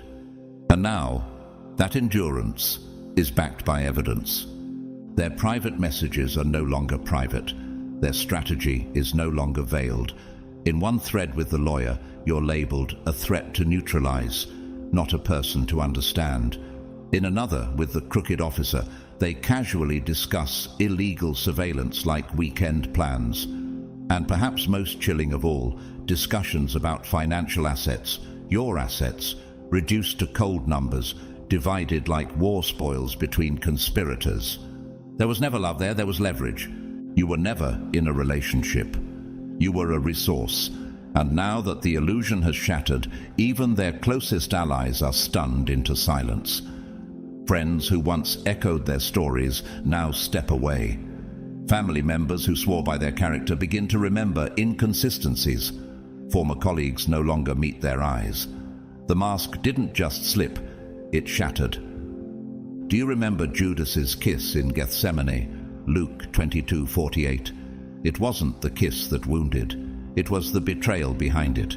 You were kissed with lies, embraced by intentions designed to drain you. And now, the betrayal is public, undeniable, unspinnable. Brian Stevenson, renowned civil rights lawyer, said, "Each of us is more than the worst thing we've ever done. But what about those whose worst was systematic, prolonged and planned? What about those who made a career from cruelty?" Their panic now shows in every move. Conflicting statements to different people, lies that begin to contradict earlier lies, interviews that fall apart under expert scrutiny. Every attempt at public redemption only accelerates their descent. Legal experts now analyze their words frame by frame, showing how even their apologies are evidence. The more they speak, the more the rot is revealed. And that rot is not new, it's generational, it has roots. The fruit of corruption did not grow in isolation. It came from soil tainted by a family system that normalized manipulation, deception, and dominance. Parents who trained them to prioritize image over integrity. Siblings who tracked your every step, feeding back information like spies in a house of mirrors. Aunts, uncles, cousins, some silent, some paid to stay that way. Now every member who touched the scheme is facing scrutiny. The family had always called you different, too sensitive, too intuitive, too strong. But the truth is, you were too awake. You disrupted their ecosystem of control. That's why they tried to erase you. Because your presence exposed the mold they called tradition. Financially, the scheme was more intricate than even you imagined. Shared properties, fake inheritances, fabricated salaries in fake companies run by relatives. But now, forensic accountants trained in tracing offshore webs are dismantling it all. What was once hidden in false business ledgers is now clear in high-resolution audits. And like Proverbs 13:11 declares, wealth gained hastily will dwindle, but whoever gathers little by little will increase it. The money they built through deceit is dissolving. The empires forged in fraud are melting like wax. Gloria, a mid-level HR director who'd long suspected her sister's sudden wealth was tied to corruption, finally stepped forward. Her report to the Financial Crimes Unit triggered a chain of audits. In one folder, she found payroll records for employees who didn't exist, including a paycheck issued in your name months after you'd left the company. She didn't seek drama. She sought justice, and now her bravery is part of your redemption. Even the natural world reveals this pattern. The timber rattlesnake, long underestimated, emits a quiet rattle before it strikes, not out of fear but warning. But when pushed too far, it sheds the warning and delivers fatal precision. You gave the warning. Now justice strikes, not out of vengeance, but out of alignment. Were they so convinced that power made them untouchable? Did they believe generational wealth was the same as divine favor? How long did they think manipulation could pass for love? Why did they assume your silence meant weakness? How did they mistake your patience for permission? And what happens now when even the system they rigged begins to echo your name? This is not just revelation. This is retribution. And it's not man-made, it's orchestrated from heaven. Under the crushing weight of exposure, the same family that once stood in cold agreement now begins to fracture like ice under heat. Memories once sharp become suddenly foggy. Conversations that were crystal clear when weaponized against you are now misremembered. Some relatives rush to reposition themselves, not as perpetrators, but as casualties. They scramble to rewrite their roles in the narrative, hoping proximity to your pain can shield them from accountability. But heaven is not accepting rewrites. The script is sealed. Have nothing to do with the fruitless deeds of darkness, but rather expose them. Ephesians 5:11. That scripture is no longer theory, it's your reality. You are the living fulfillment of that command, and their shadows are shrinking under your light. What happens when generational protection becomes generational prosecution? How long can secrets remain sacred when they are soaked in injustice? Can a name be honorable if it is built on another's silence? The illusion of family unity was always fragile, held together by manipulation, fear, and image management. Now the cracks are not just visible, they are audible. Whispered calls, nervous texts, discreet meetings with investigators. A few elders, sensing the end of their influence approaching, make quiet deals. "I don't want to carry this to my grave," one confesses. They finally surrender documents hidden in closets, letters tucked in attic boxes, receipts folded into Bibles like bookmarks of guilt. They aren't just defending against the law now, they're confronting eternity. And in this holy unveiling, it becomes clear their assault wasn't merely legal or emotional. It was spiritual warfare dressed in family dinners, false forgiveness, and passive-aggressive prayers. They weren't just after your reputation, they targeted your perception. They engineered what neuropsychologists call reality fragmentation, gaslighting that disrupts cognitive coherence. Every time they questioned your memory, denied your experience, or told you you were too sensitive, they were manipulating the neurological compass that anchored you to truth. But what they couldn't extinguish was your discernment. You weren't just intuitive, you were spiritually equipped. Like Daniel in Babylon, you had insight they couldn't explain, an ability to read the writing on the wall before others even noticed the wall, Daniel 5. Your capacity to perceive deception wasn't paranoia, it was prophecy, and that made you dangerous. Brené Brown, professor and researcher on vulnerability, once said, "The truth is uncomfortable, but the only thing more uncomfortable is not telling it." Your discomfort was never weakness. It was the cost of carrying truth in a family that feared it. But not everyone feared. Javier, your cousin who once stayed silent, began to review old financial records after overhearing a late-night argument. What he found, a trail of falsified medical bills submitted in your name to an insurance fraud ring run by two uncles, shattered him. It took months, but he stepped forward. His affidavit, unexpected and precise, added another undeniable layer to the growing mountain of evidence. His courage proved that not all bloodlines carry the same code. And still deeper than fear was envy. They saw your energy like light through a prism, too varied, too brilliant, too holy to control. So they did what weak spirits always do. They tried to drain you, financially, emotionally, spiritually. You became the scapegoat for dysfunction they refused to confront, the emotional sponge for their guilt, the mirror they tried to break because it reflected too much truth. Even when the lies surrounded you like fog on the moor, your inner compass never broke. You doubted, yes. You cried, absolutely. But your flame, however faint, never died. Like a deep-sea anglerfish who navigates pitch-black depths with a bioluminescent glow from within, you guided yourself through deception when no external light was available. They underestimated the luminescence of your resilience. Was it mere chance that your spirit survived when others collapsed? Was it luck that you sensed what others ignored? Why did they fight so hard to convince you of a lie, unless they feared the power of your truth? Who taught them to manipulate so thoroughly, unless someone had modeled that poison first? And why did your presence provoke such discomfort, unless it threatened the system that fed them? Even in your most exhausted state, heaven refused to let your truth disappear. You were surrounded by distortion, but protected by frequency.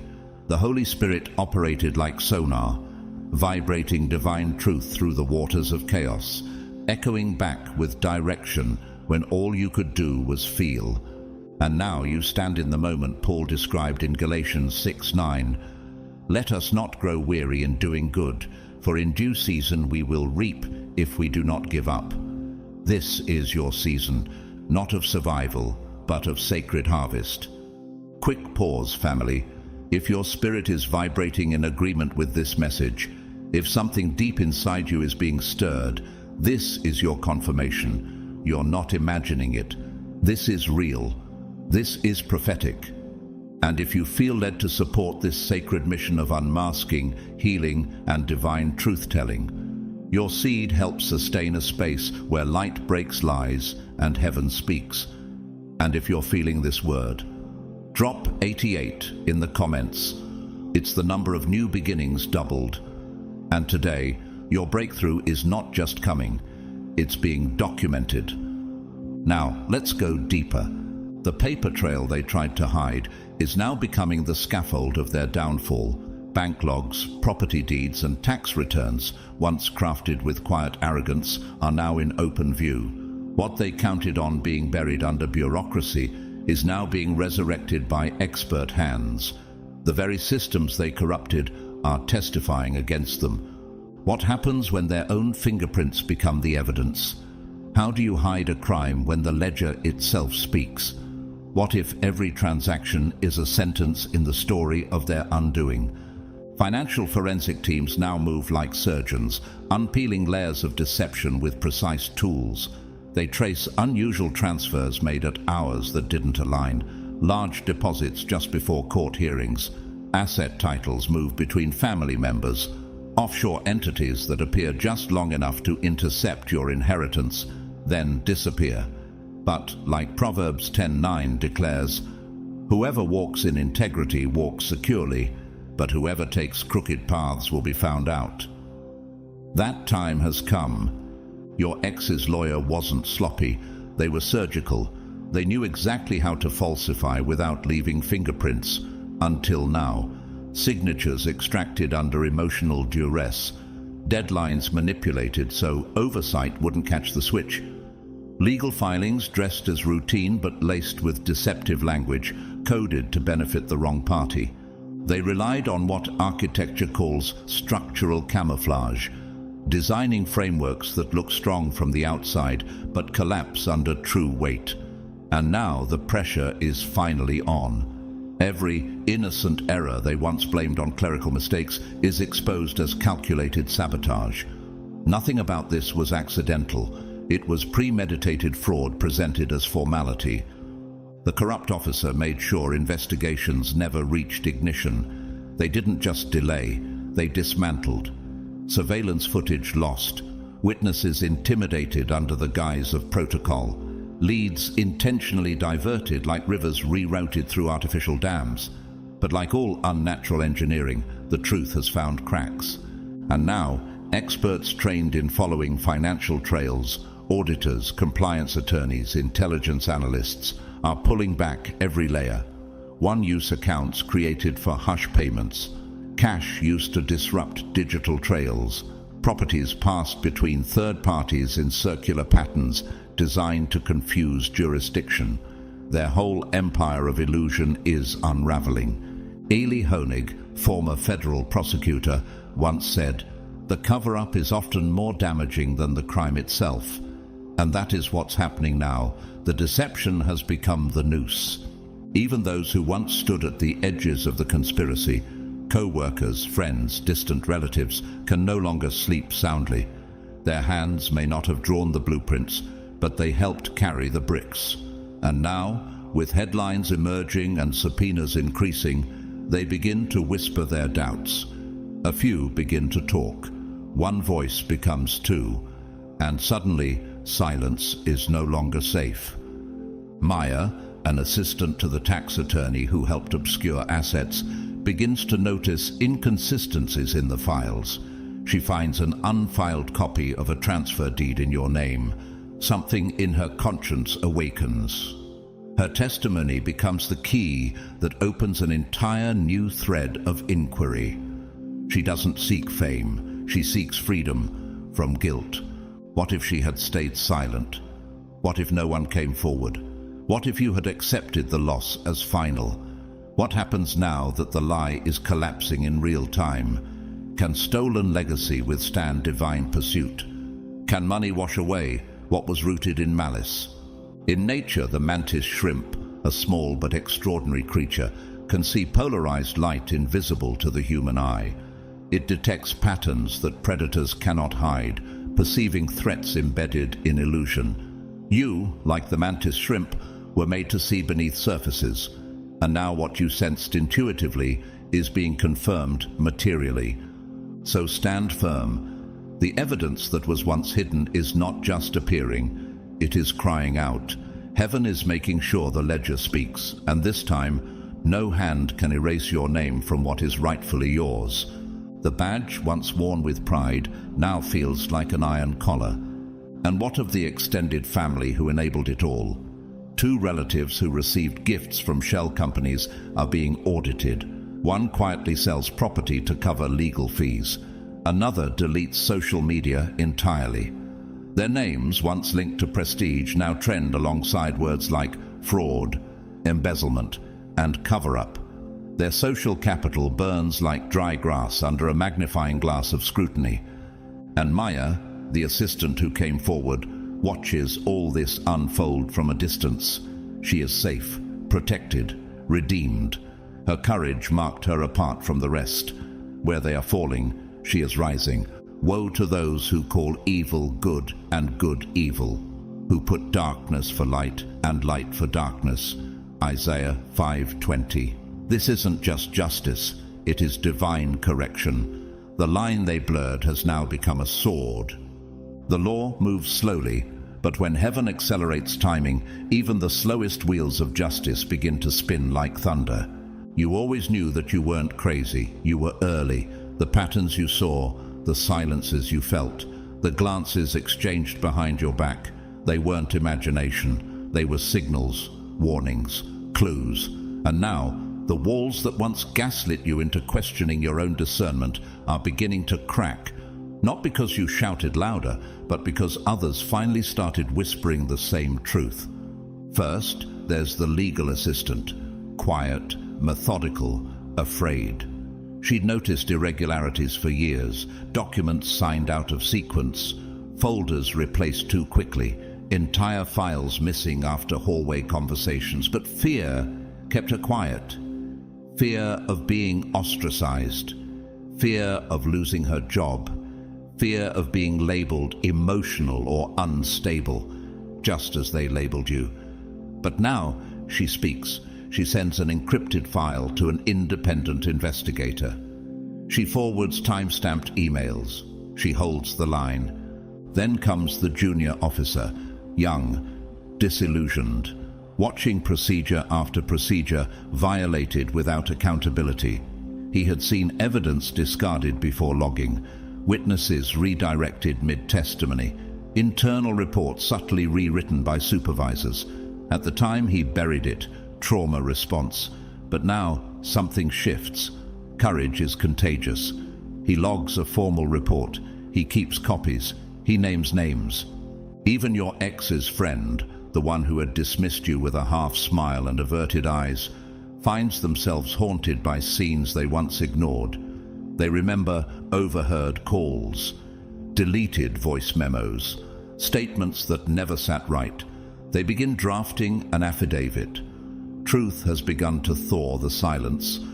What happens when a single voice becomes a symphony? What happens when the smallest confession opens the biggest door? How long can darkness survive when even the quiet ones begin to carry torches? These whistleblowers, once paralyzed by fear, now become the heartbeat of revelation. They approach with caution at first. Anonymous tips, untraceable calls, USBs slid into secure hands. They preserved screenshots when told to clear their devices. They kept voice recordings hidden behind password layers. Some even jotted notes on napkins and receipts, because something inside refused to let the truth die quietly. And then, the threshold is crossed. A particularly trusted insider, someone close enough to the inner sanctum to be included in planning, strategy, and celebration, finally breaks. They had watched you be destroyed in real time, and guilt became unbearable. This person, their identity sealed under protection, had preserved everything. Email chains, recorded Zoom calls, handwritten instructions, even paper trails meant to be burned. And with one carefully delivered archive, they provide the skeleton key that unlocks the vault, and everything changes. What started as drops of truth becomes a flood. As more revelations surface, those who once feared becoming the only one realize they're not alone. There's safety in alignment, strength in collective memory, courage in confirmation. The floodgates break. In psychology, this is called a systemic tipping point, the moment when exponential change becomes inevitable. And that's what's happening now. Like a fault line shifting under tectonic pressure, truth is erupting. Not gradually, but violently, unstoppably. Frances Haugen, the whistleblower who exposed Facebook's internal harms, once said, "Until incentives change, Facebook will not change." But you are now witnessing what happens when the incentive becomes righteousness, when people choose eternity over endorsement. And once the shift begins, it cannot be reversed. Even the most hardened system cannot withstand universal corroboration. The conspiracy collapses under its own weight. Like a black hole reaching critical mass, it implodes, not in silence but in public shame. Mark Ciavarella, once a respected judge in Pennsylvania, is living proof of what happens when legal robes are used to disguise personal profit. He orchestrated what would later be exposed as the infamous Kids for Cash scandal, where he accepted millions in kickbacks from for-profit juvenile detention centers in exchange for sentencing thousands of minors, many for minor infractions. On the surface, he ruled with authority, but behind closed doors, he traded justice for greed. In 2011, he was sentenced to 28 years in federal prison. His courtroom, once a symbol of law, became the stage of one of the most grotesque betrayals of public trust in American judicial history. And his legacy, forever stained. His name, once spoken with respect, is now synonymous with systemic evil exposed. Meanwhile, Nia, a young graduate intern who had always believed in justice, quietly uploads a folder to the investigative task force. Her digital evidence, casually collected, innocently stored, contains proof of altered timestamps that only someone at her clearance level could have noticed. She doesn't speak publicly, but her folder breaks a chain of command that had protected the guilty for years. Have you ever seen a dam break in slow motion? Water pressure mounts for days. Cracks appear like veins on concrete. A whisper becomes a roar. And then, suddenly, nothing can hold it back. That's what's happening now. The flood of truth is no longer asking permission. For the Lord is a God of justice. Blessed are all who wait for him. Isaiah 30:18. And now, you're no longer waiting. You're watching it unfold. As the storm of truth intensifies, the once unbreakable alliance between your adversaries begins to fracture, precisely as you sensed it would. The walls they built to imprison you are now closing in on them, and their unity begins to unravel under pressure like fabric strained past its tensile limit. Where they once spoke in lockstep, now they contradict, deflect, and betray. And in their unraveling, the depth of their guilt is revealed. Your ex, who orchestrated much of the damage, suddenly casts themselves as the true victim. They say they were misled, manipulated, that the lawyer exploited their emotional state, that they were grieving, confused. They claim they never truly understood the implications. But the timelines don't lie. Their signatures sit on too many forms. Their voice echoes in too many recordings. What kind of innocence requires that much destruction to defend it? The lawyer, cornered by mounting evidence, pivots to protect themselves. I was just following client instructions, they insist. Attorney-client privilege prevents me from revealing more. But investigators know better. They've seen the emails, the missing documents, the altered timestamps, and they've studied the legal loopholes designed not for clarity, but concealment. The corrupt officer? They blame the system itself. They cite culture, chain of command, unspoken expectations. Their statements drip with victimhood and vague appeals to departmental dysfunction. But they were not powerless. They were participants. And now, even that shield of systemic anonymity is being pierced. Their panic is no longer subtle. Deleted threads, documents shredded, computer malfunctions that conveniently erase data from key dates. In some homes, literal fires erupt in file drawers, too perfectly timed to be coincidence. But investigators recognize this behavior for what it is: consciousness of guilt. In criminal psychology, it's called preemptive sabotage, the destruction of evidence not just to conceal, but to confess without admitting. Ironically, the very attempts to cover their tracks become markers, a roadmap. Every gap points to a secret. Every deleted message raises a new question. The paperless trail speaks louder than paper ever did.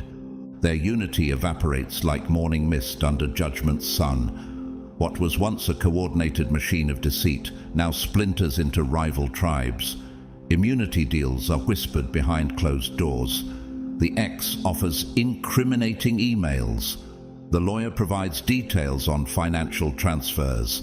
The officer volunteers secrets about who gave the go-ahead and when. Self-preservation becomes their only doctrine. They have become exactly what they feared: alone. In legal history, few cases illustrate this unraveling better than Jeffrey Skilling, former CEO of Enron. Once at the helm of one of America's largest companies, Skilling oversaw a massive fraud scheme that led to the collapse of Enron and the loss of billions in pensions and savings. As the walls closed in, executives turned on one another, trading testimony to save themselves. Unity became an illusion. Skilling was sentenced to 24 years in prison, and his legacy now stands as a monument to corporate betrayal and ego-driven collapse. But in contrast, Ben Ferencz, the last living Nuremberg prosecutor before his passing, spent his entire life pursuing justice, quietly, diligently, faithfully. His famous quote echoes through this moment: "Law, not war. Truth, not terror. Justice, not revenge." You now stand on that same battlefield, and justice, not revenge, is finally speaking. Meanwhile, Kara, a former payroll technician who once processed suspicious payments under pressure, decides to break the silence. She forwards internal memos she was instructed to discard. Her simple act, born from late-night conviction, brings clarity to one of the most complex financial loops in the case. She may never testify on a stage, but her document becomes a turning point. Nature holds a mirror to what's unfolding. The cicada killer wasp, known for capturing prey and burying it alive to feed its young, eventually forgets where it buried the bodies. Its instinct served a selfish purpose, but even nature enforces consequence. You can only bury the truth for so long before what you thought was forgotten begins to rot, rising to the surface with a stench no excuse can cover.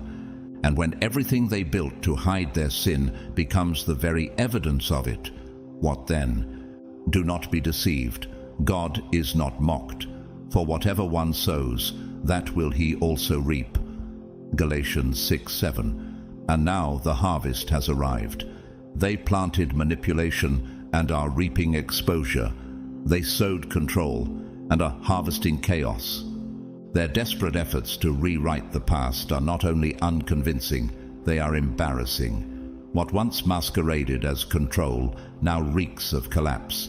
They stumble through awkward justifications, claiming confusion where there was coordination, misunderstanding where there was manipulation, oversight where there was orchestration. Their lies bend under scrutiny like metal under stress, each excuse more laughable than the last. He who justifies the wicked and he who condemns the righteous are both alike an abomination to the Lord. Proverbs 17:15. And that's what they did, justified the wicked, condemned the righteous. But heaven has reversed the verdict.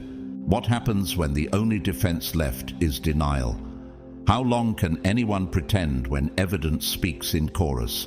What do you call it when the truth you lived is louder than the lies they crafted? They are now trapped in the chaos of their own contradictions. Their attempts to reframe are not clever, they're clumsy. Legal jargon twisted in ways that only deepen suspicion. Timelines that fall apart under cross-examination. Emotional appeals that no longer land because their credibility has dissolved. The more they speak, the more they reinforce the narrative you held all along. Not one born from bitterness, but from discernment. You were never paranoid. You were early. You weren't unstable. You were awake. And now the world is catching up. Everything they tried to bury has risen like seeds under pressure. Emails, contracts, surveillance records, forgotten witness accounts. Layer by layer, they confirm what your spirit never let go of. Each piece of data, each whistleblower, each recovered file becomes a beam in the structure of your vindication. The justice being built now is not a favor, it's a restoration. Those who once rolled their eyes now lower their gaze. Some approach you quietly, apologizing with voices softened by shame. Others can't find words, but their presence, awkward, reverent, is an unspoken admission. You were right all along. What do they do now that the truth has outlived the gaslighting? What do you do with those who were silent when you were suffering? Can repentance coexist with memory? Can dignity survive delay? Your refusal to bend, when it would have been easier to break, was not just resistance.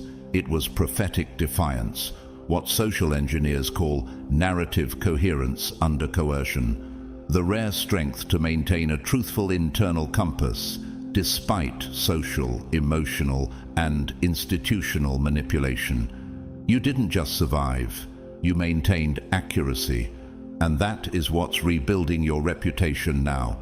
Not pity, but precision. As your vindication gathers momentum, doors once sealed shut creak open. Emails you were once excluded from now bear your name in the to field. Rooms that had whispered against you now invite your voice. The social infrastructure that once exiled you is being restructured, brick by brick, in your favor. Professional opportunities resurface. Partnerships that once dissolved begin to re-emerge. Recommendations, grants, proposals, resources that were once denied you begin circling back. Your name now carries weight, not because it was cleared, but because it endured. Not because others finally believed, but because heaven never stopped backing you. Nature reflects this reversal. The chameleon, when surrounded by hostile environments, doesn't merely hide. It absorbs, adapts, waits. But when conditions align, it returns to full vibrancy, revealing colors that were never lost, only protected. Like that, your true self is not a reinvention, it is a re-emergence. Erin Brockovich, once a single mother turned legal clerk with no formal law degree, was ridiculed and dismissed until her perseverance helped uncover one of the largest toxic contamination scandals in US history. Her vindication wasn't just legal, it was cultural. What once made her too much became what made her legendary. By contrast, Carlos Ghosn, once hailed as a business genius leading multiple automotive giants, orchestrated his own escape after being charged with massive financial misconduct. The higher his platform, the louder the crash. Today, he's a fugitive, living proof that corruption might buy time, but never peace. And Devon, a former intern at a consulting firm who noticed unusual vendor payments linked to the conspirators, quietly documented everything. While others were distracted by scandal's noise, he compiled a 36-page report. Evidence now central to an internal audit that validated your claims. He was not powerful, but he was prepared. What do you call someone who walks through hell and doesn't smell like smoke? What do you call someone who loses everything but never loses themselves? You are not just someone who suffered injustice. You are a living testimony. You are a prophetic disruption. You are the evidence that endurance is holy. And as your name is restored, Isaiah 61:7 becomes your reality. Instead of your shame, you will receive a double portion, and instead of disgrace, you will rejoice in your inheritance. The community begins to awaken. What started as whispered disbelief becomes public outrage. The lies they once applauded are now seen for what they were, performances, not character. Shock spreads like electricity through the circuits of social networks. The energy shifts, the system trembles, and the veil that once blinded the masses is torn, not by force, but by truth. The Lord detests lying lips, but he delights in people who are trustworthy. Proverbs 12:22. The world is beginning to delight in your trustworthiness now, not because you're trying to prove it, but because your life has already proved it. What do people do when the image they worshipped is exposed as false? How does a community rebuild when its heroes were villains and its outcast was right? What happens when the one they ignored becomes the voice they now need? How many apologies can mend the harm caused by silence? Those who once publicly aligned themselves with your ex, those drawn in by the charm, the curated empathy, the weaponized vulnerability, now back away in visible discomfort. Their brunches are no longer posted. Their smiles don't reach their eyes. Your ex's name becomes difficult to say without shame. They may still attempt control, but the community has disengaged from the spell. Colleagues of the disgraced lawyer begin to examine their memories under a new lens. That sarcastic joke in the meeting, that redacted memo, that deal they pushed too hard for, what once seemed clever now feels complicit. Respect has turned into careful distance. And the corrupt officer? People who once praised their firmness now wonder what they missed. Parents whisper about old cases. Local press publishes investigations.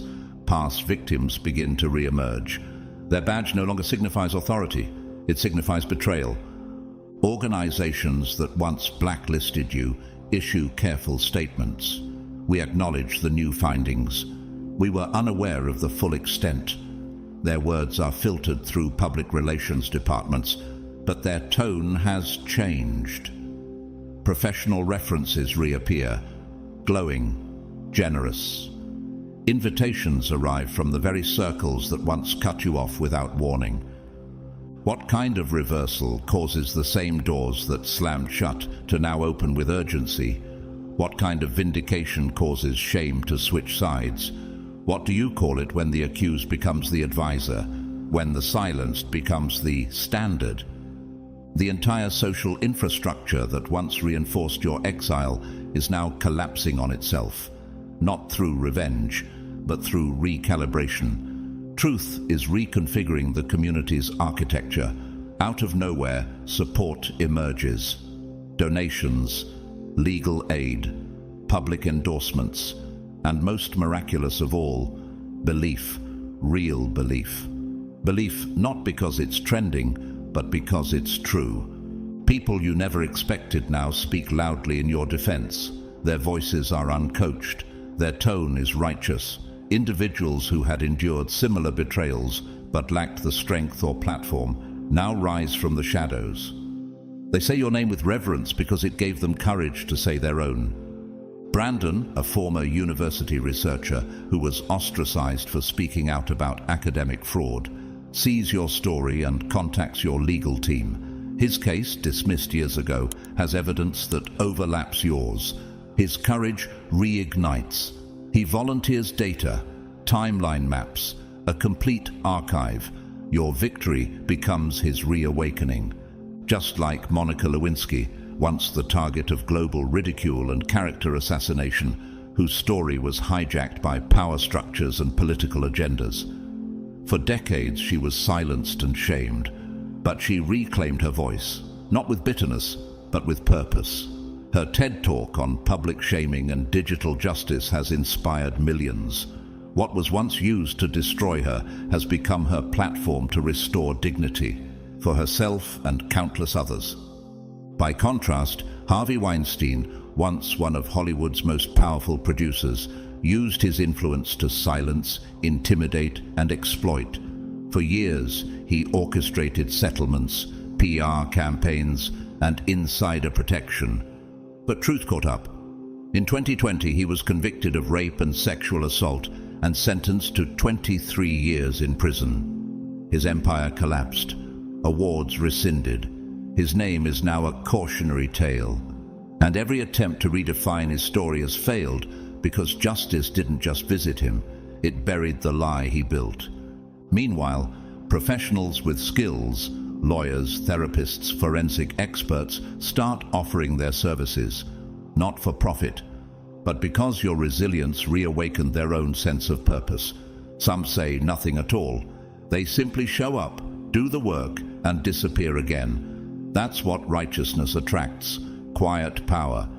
Nature mirrors this resurrection. The mycelium network beneath a forest, an underground web of communication between trees, redirects nutrients toward the ones under attack.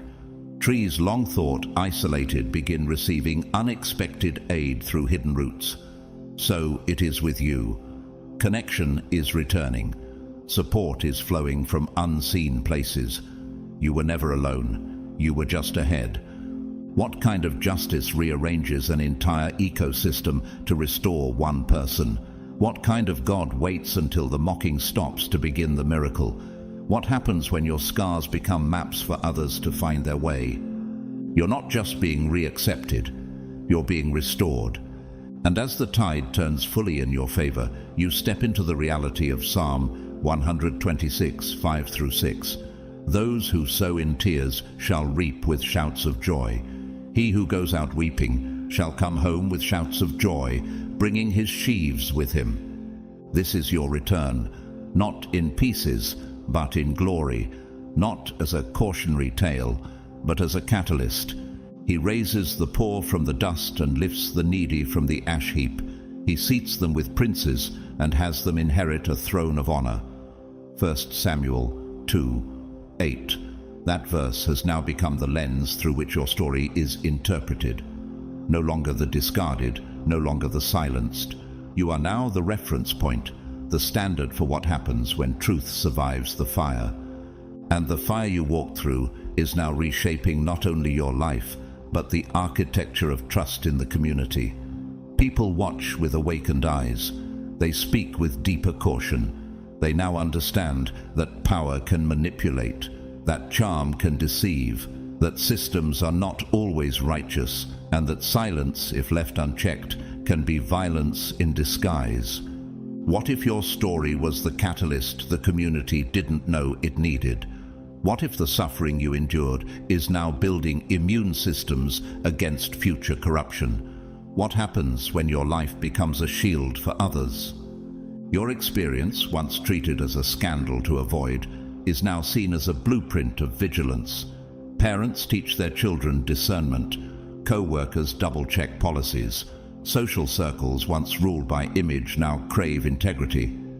And the legal system that once failed you, it moves now with intensity, like it has something to prove. Attorneys not only accept your case, they defend it with conviction. They see it not just as litigation, but as restitution. Judges prioritize it, aware that its resolution will echo far beyond the courtroom. The same legal mechanisms that once worked against you are now being activated for your full redemption. Financial assets that were hidden or withheld are returned with penalties, not apologies. Property once stripped from you is restored with interest and public acknowledgement. Doors that were slammed shut now open on their own, as if recognizing the delay was never just procedural, it was spiritual theft. Opportunities you once had to mourn are now revisited. Scholarships, partnerships, professional pathways you were forced to surrender are brought back to the table, not as charity, but as justice. What kind of reversal pays back time and respect? How do you quantify restoration when it goes beyond the material? What is the value of dignity returned? How many careers are rebuilt on the truth someone else tried to bury? Brittany Griner, once detained under false pretenses in a foreign land, became a symbol of resilience and international advocacy. Her name, once the center of political chess, is now attached to courage, endurance, and the unshakable resolve of reclaiming what was taken. Her return was not just personal, it was prophetic. It shifted conversations about injustice, visibility, and worth. In contrast, Elizabeth Holmes, once celebrated as a genius innovator, manipulated trust at the highest levels. But the system she used to climb was the same one that ultimately exposed her. Sentenced to over 11 years in prison, her story is now a warning. Charisma without truth is a slow collapse disguised as brilliance. And then there's Lena, a local archivist who had access to hidden property records that had been quietly transferred out of your name. For years, she didn't know the full story, just that something felt wrong. When your truth came to light, she checked again. What she found completed the paper trail. Her testimony reopened a key land dispute and returned what was rightfully yours. New allies rise, not out of sympathy, but reverence. People who see the wisdom you carry because you've walked through hell without losing your light. They are not impressed by your pain. They are transformed by your perseverance. And they come not to save you, but to stand beside you. The fire-dependent lodgepole pine releases its seeds only through intense heat. Without fire, it cannot multiply. Without being scorched, it cannot grow. You are the same. The trauma didn't end you.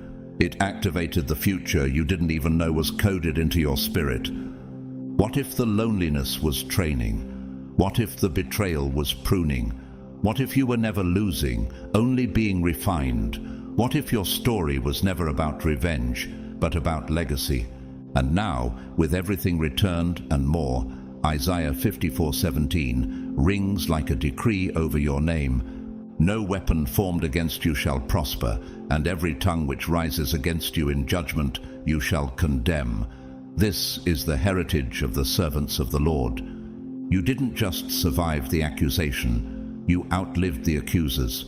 You didn't just clear your name, you changed the standard. You didn't just win, you became the reason others will never lose. Throughout this entire ordeal, something greater than law, louder than evidence and deeper than logic was at work. What others called coincidence, you now recognize as orchestration. Moments that looked random, an email unsent, a document misplaced, a stranger arriving with just the right question, were not accidents. They were divine intersections. The angel of the Lord encamps around those who fear him, and he delivers them. Psalm 34 verse 7. And truly, those encampments were real, even if invisible to those who trafficked only in earthly power. They underestimated not just you, but the presence that backed you. What if every closed door was timed to prevent sabotage? What if the delay was designed to reveal what would have remained hidden had justice arrived too early? What if the pain was permission for heaven to intervene in a way that would leave no doubt? Your adversaries built their entire strategy on what they could see: money, influence, legal reach, media manipulation. But they never accounted for the unseen realm, the space where God whispers, where purpose overrides protocol, where timing is guided by revelation, not routine. Their attacks activated a spiritual kinetic field around you. What they sent to wound you became waves of transformation. Every attempt to erase you embedded your truth deeper into the record. Every weapon they formed forged your discernment. Every social exile expanded your spiritual territory. They meant to scatter you, but their shaking forced your roots deeper into the soil of the sacred. What kind of power mistakes silence for weakness? What arrogance believes it can rewrite a destiny written before time began? How many trials must one soul endure before others recognize divine anointing is not optional, it's inherited? How does one explain a justice that operates in dreams, whispers, and alignments no human hand could schedule?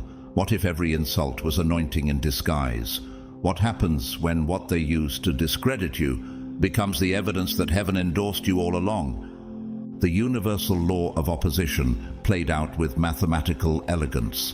Like Newton's third law, every action they took against you generated an equal and opposite response in your favor. What they thought was fragmentation was actually recalibration. Their sabotage became your sanctuary. You would not have chosen this road, but now you know. The fire didn't consume you, it consecrated you. This wasn't just vindication, this was initiation. You were not just tested, you were tempered. And now the gifts you carry cannot be explained, only embodied. The wisdom isn't written in journals, it's written in scars. And those scars, they shine. Clarissa, a former litigation analyst who once quietly observed the attacks but said nothing, now stands beside you, not with excuses, but with action. She's organized a coalition of professionals using your case as precedent to change institutional practices. Her silence became strategy, and now her loyalty speaks louder than applause. In contrast, Bernard Madoff, the infamous architect of one of the largest Ponzi schemes in history, manipulated trust on a grand scale. His web of illusion was sophisticated but fragile. When it collapsed, he lost not only fortune, but legacy. Dying in prison, he left behind a trail of shattered families and irredeemable guilt. Power without ethics always devours itself. Meanwhile, Mahalia, a widowed schoolteacher who watched your story unfold quietly from afar, sends a handwritten letter. She'd once believed the lies, but now she includes a check, small but sacrificial, and a note that says, "I see now, and I honor your courage." Her repentance births renewal. Your truth has restored more than reputation. It has redeemed hearts.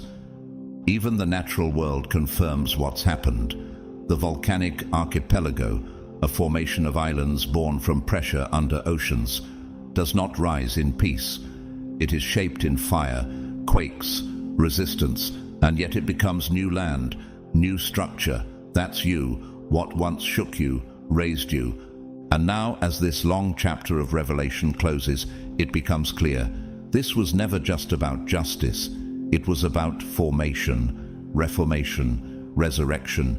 You now walk not with answers, but with instincts, not just healed, but honed. You no longer question the truth. You embody it. The allies that now surround you were not found. They were revealed, refined, filtered through fire. Their loyalty is not loud. It's proven. The relationships now standing beside you were not built on proximity, but on principle. Gone are the days of keeping peace at the cost of clarity. Gone are the handshakes wrapped in manipulation. Gone are the hollow congratulations from people who once prayed for your collapse. Now you are surrounded by covenant, not convenience. And as you rise, Zechariah 2:5 declares your new reality. "For I will be a wall of fire around her, declares the Lord, and I will be the glory in her midst." You held your truth like a torch in a windstorm, refusing to let the flame die.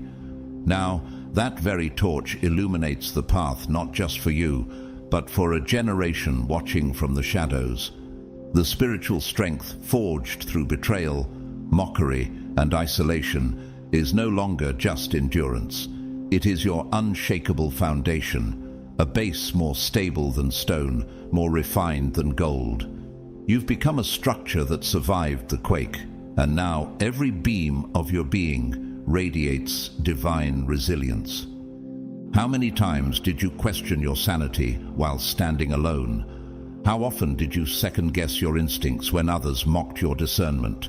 And yet, every time you chose truth over comfort, you honed a weapon sharper than any sword, your spiritual intuition. What once felt like hypersensitivity now becomes a calibrated instrument of insight. As you enter this new terrain, you don't just feel relieved, you feel magnetized. The energy fields around you are no longer distorted, they're echoing your internal alignment. In physics, resonance occurs when a system vibrates at its natural frequency. That's what's happening now. You're vibrating in truth, and the universe has synchronized to your signal. But what exactly is this sensation of doors unlocking, of paths parting like the Red Sea before Moses? Exodus 14:21. Why do things once immovable now dissolve in your presence? How do opportunities find you without effort? It's not magic. It's order, restored. It's the cosmic mechanism clicking back into place after years of misalignment. What you're witnessing is not just your personal redemption, it's systemic realignment. This is what happens when heaven corrects error through one willing vessel. Your exposure of the lie wasn't a local event. It triggered seismic shifts in spiritual geography. Others feel it, even if they can't name the source. Some wake in the middle of the night, compelled to confess. Others abandon long-held falsehoods, unable to bear the weight of dissonance. And many who once served the lie now seek the light. Why? Because you broke the spell. Because your courage created a blueprint, a spiritual architecture for others to escape manipulation. The psalmist declared, "The Lord is close to the brokenhearted and saves those who are crushed in spirit." Psalm 34:18. And now he uses those very crushed pieces to build monuments of awakening. You were crushed, but you weren't destroyed. You were buried, but now you bloom. Jane Goodall, a world-renowned primatologist, once endured ridicule from the male-dominated scientific world. They called her naive, sentimental, unqualified. But her commitment to integrity over acceptance rewrote the way humans understand animals, and more importantly, themselves. Today, her methods are standard. Her voice became a global call to empathy. Like you, she refused to bow to conformity, and in doing so, she changed the entire field. In contrast, Rudy Giuliani, once hailed as America's mayor after 9/11, spiraled into disgrace through repeated public deception and participation in efforts to overturn democratic processes. Once honored with awards and respect, he became entangled in lawsuits, disbarment hearings, and mounting evidence of unethical behavior. His credibility crumbled under the weight of his own contradictions. What began as legacy became liability. His fall wasn't immediate. It was cumulative, proving that when someone trades truth for influence, time itself becomes a witness against them. And then there's Aaron, a quiet IT technician at a private firm. For years, he noticed his manager rerouting funds from employee retirement accounts. No one listened. HR dismissed him until he exposed it, anonymously. The ripple wasn't just financial, it restored trust to an entire company. Aaron never spoke publicly, but his refusal to enable corruption saved futures. Nature models this return to equilibrium. The axolotl, a rare amphibian, can regenerate entire limbs without scarring. It doesn't just survive damage, it reclaims design. That's you now, not just recovering, but regenerating, without bitterness, without spiritual scar tissue. Could it be that your entire journey was divinely encoded for this hour? Were you always meant to awaken those trapped in denial? How many others were watching in silence, waiting to see if truth could actually survive exposure? What if your pain was never punishment, but positioning? What if your life became the calibration for a generation's moral compass? What if your endurance wasn't just survival, but sacred leadership? Luke 21:13 declares, "And it will turn out for you as an occasion for testimony." That's what this moment is, an unfolding testimony, not a speech, a vibration, a transmission, a spiritual chain reaction. You didn't just survive corruption, you converted it into a code of truth. And now, every boundary you fought for becomes a sacred fence for someone else's protection. Every silence you broke becomes an invitation for others to speak. The laws of heaven are reactivating through your story. This wasn't just your vindication. It was the universe witnessing its own laws reassert themselves through your breath, your choices, your stand. This wasn't a lucky break. This was divine math, perfectly timed, cosmically orchestrated, unarguably holy. Now that the dust has settled and the shadows have scattered, you can finally exhale, not in defeat, but in holy vindication. What they buried was not your truth, but their own impending collapse. What they concealed was not your weakness, but your divine strength waiting to rise. Every hidden document, every forged statement, every whisper in dark corridors has been dragged into the light, not by your striving, but by heaven's timetable. You didn't need to beg for justice. Justice found you. You didn't need to scream to be heard. The silence of your obedience echoed louder than their lies. And now, with the whole world watching, you stand not as a victim of a crooked system, but as a witness of divine reversal. This wasn't just your personal breakthrough, it was a prophetic pattern being unveiled in the earth. What was once covered up is being uncovered. What was twisted is being straightened. And what was meant to destroy you has become the testimony that heaven is still writing through your life.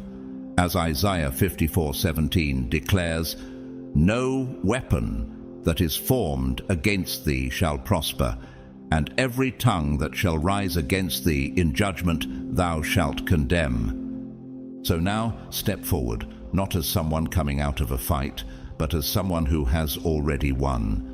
The scars you carry are not marks of shame, they are seals of survival. Your enemies orchestrated a spectacle, but God turned it into a stage. You became living proof that resurrection is possible even when the grave is still warm. If this message resonated with you, if it confirmed something in your spirit, or gave language to the silent war you've endured, please like this video, subscribe to the channel, and share this with someone who needs to know they are not alone. Your story has power. Comment 777 below if you're ready to step fully into your comeback story. Or share your journey in the comments. We read every word, and we stand in prayer with you. To those who've supported us through super thanks donations, or even just a heartfelt prayer, we see you, we feel your love, and we are deeply grateful. Every offering, every share, every kind word fuels this mission to awaken, to restore, and to set captives free. Whether it's a seed, a share, or a silent amen whispered under your breath, you are part of this divine movement. Don't stop here. Watch our next video for a prophetic insight into the signs that confirm you were chosen before the foundations of the world were laid. There's more ahead, and it's glorious. Until then, may your name be mentioned in rooms you've never entered. May your truth echo louder than every lie spoken against you. May angels go before you to prepare what no man can block. And may peace, divine justice, and restoration wrap around you like a shield of fire. Blessings upon blessings to all the radiant souls watching. We love you. We see you. We honor your journey. See you in the next chapter.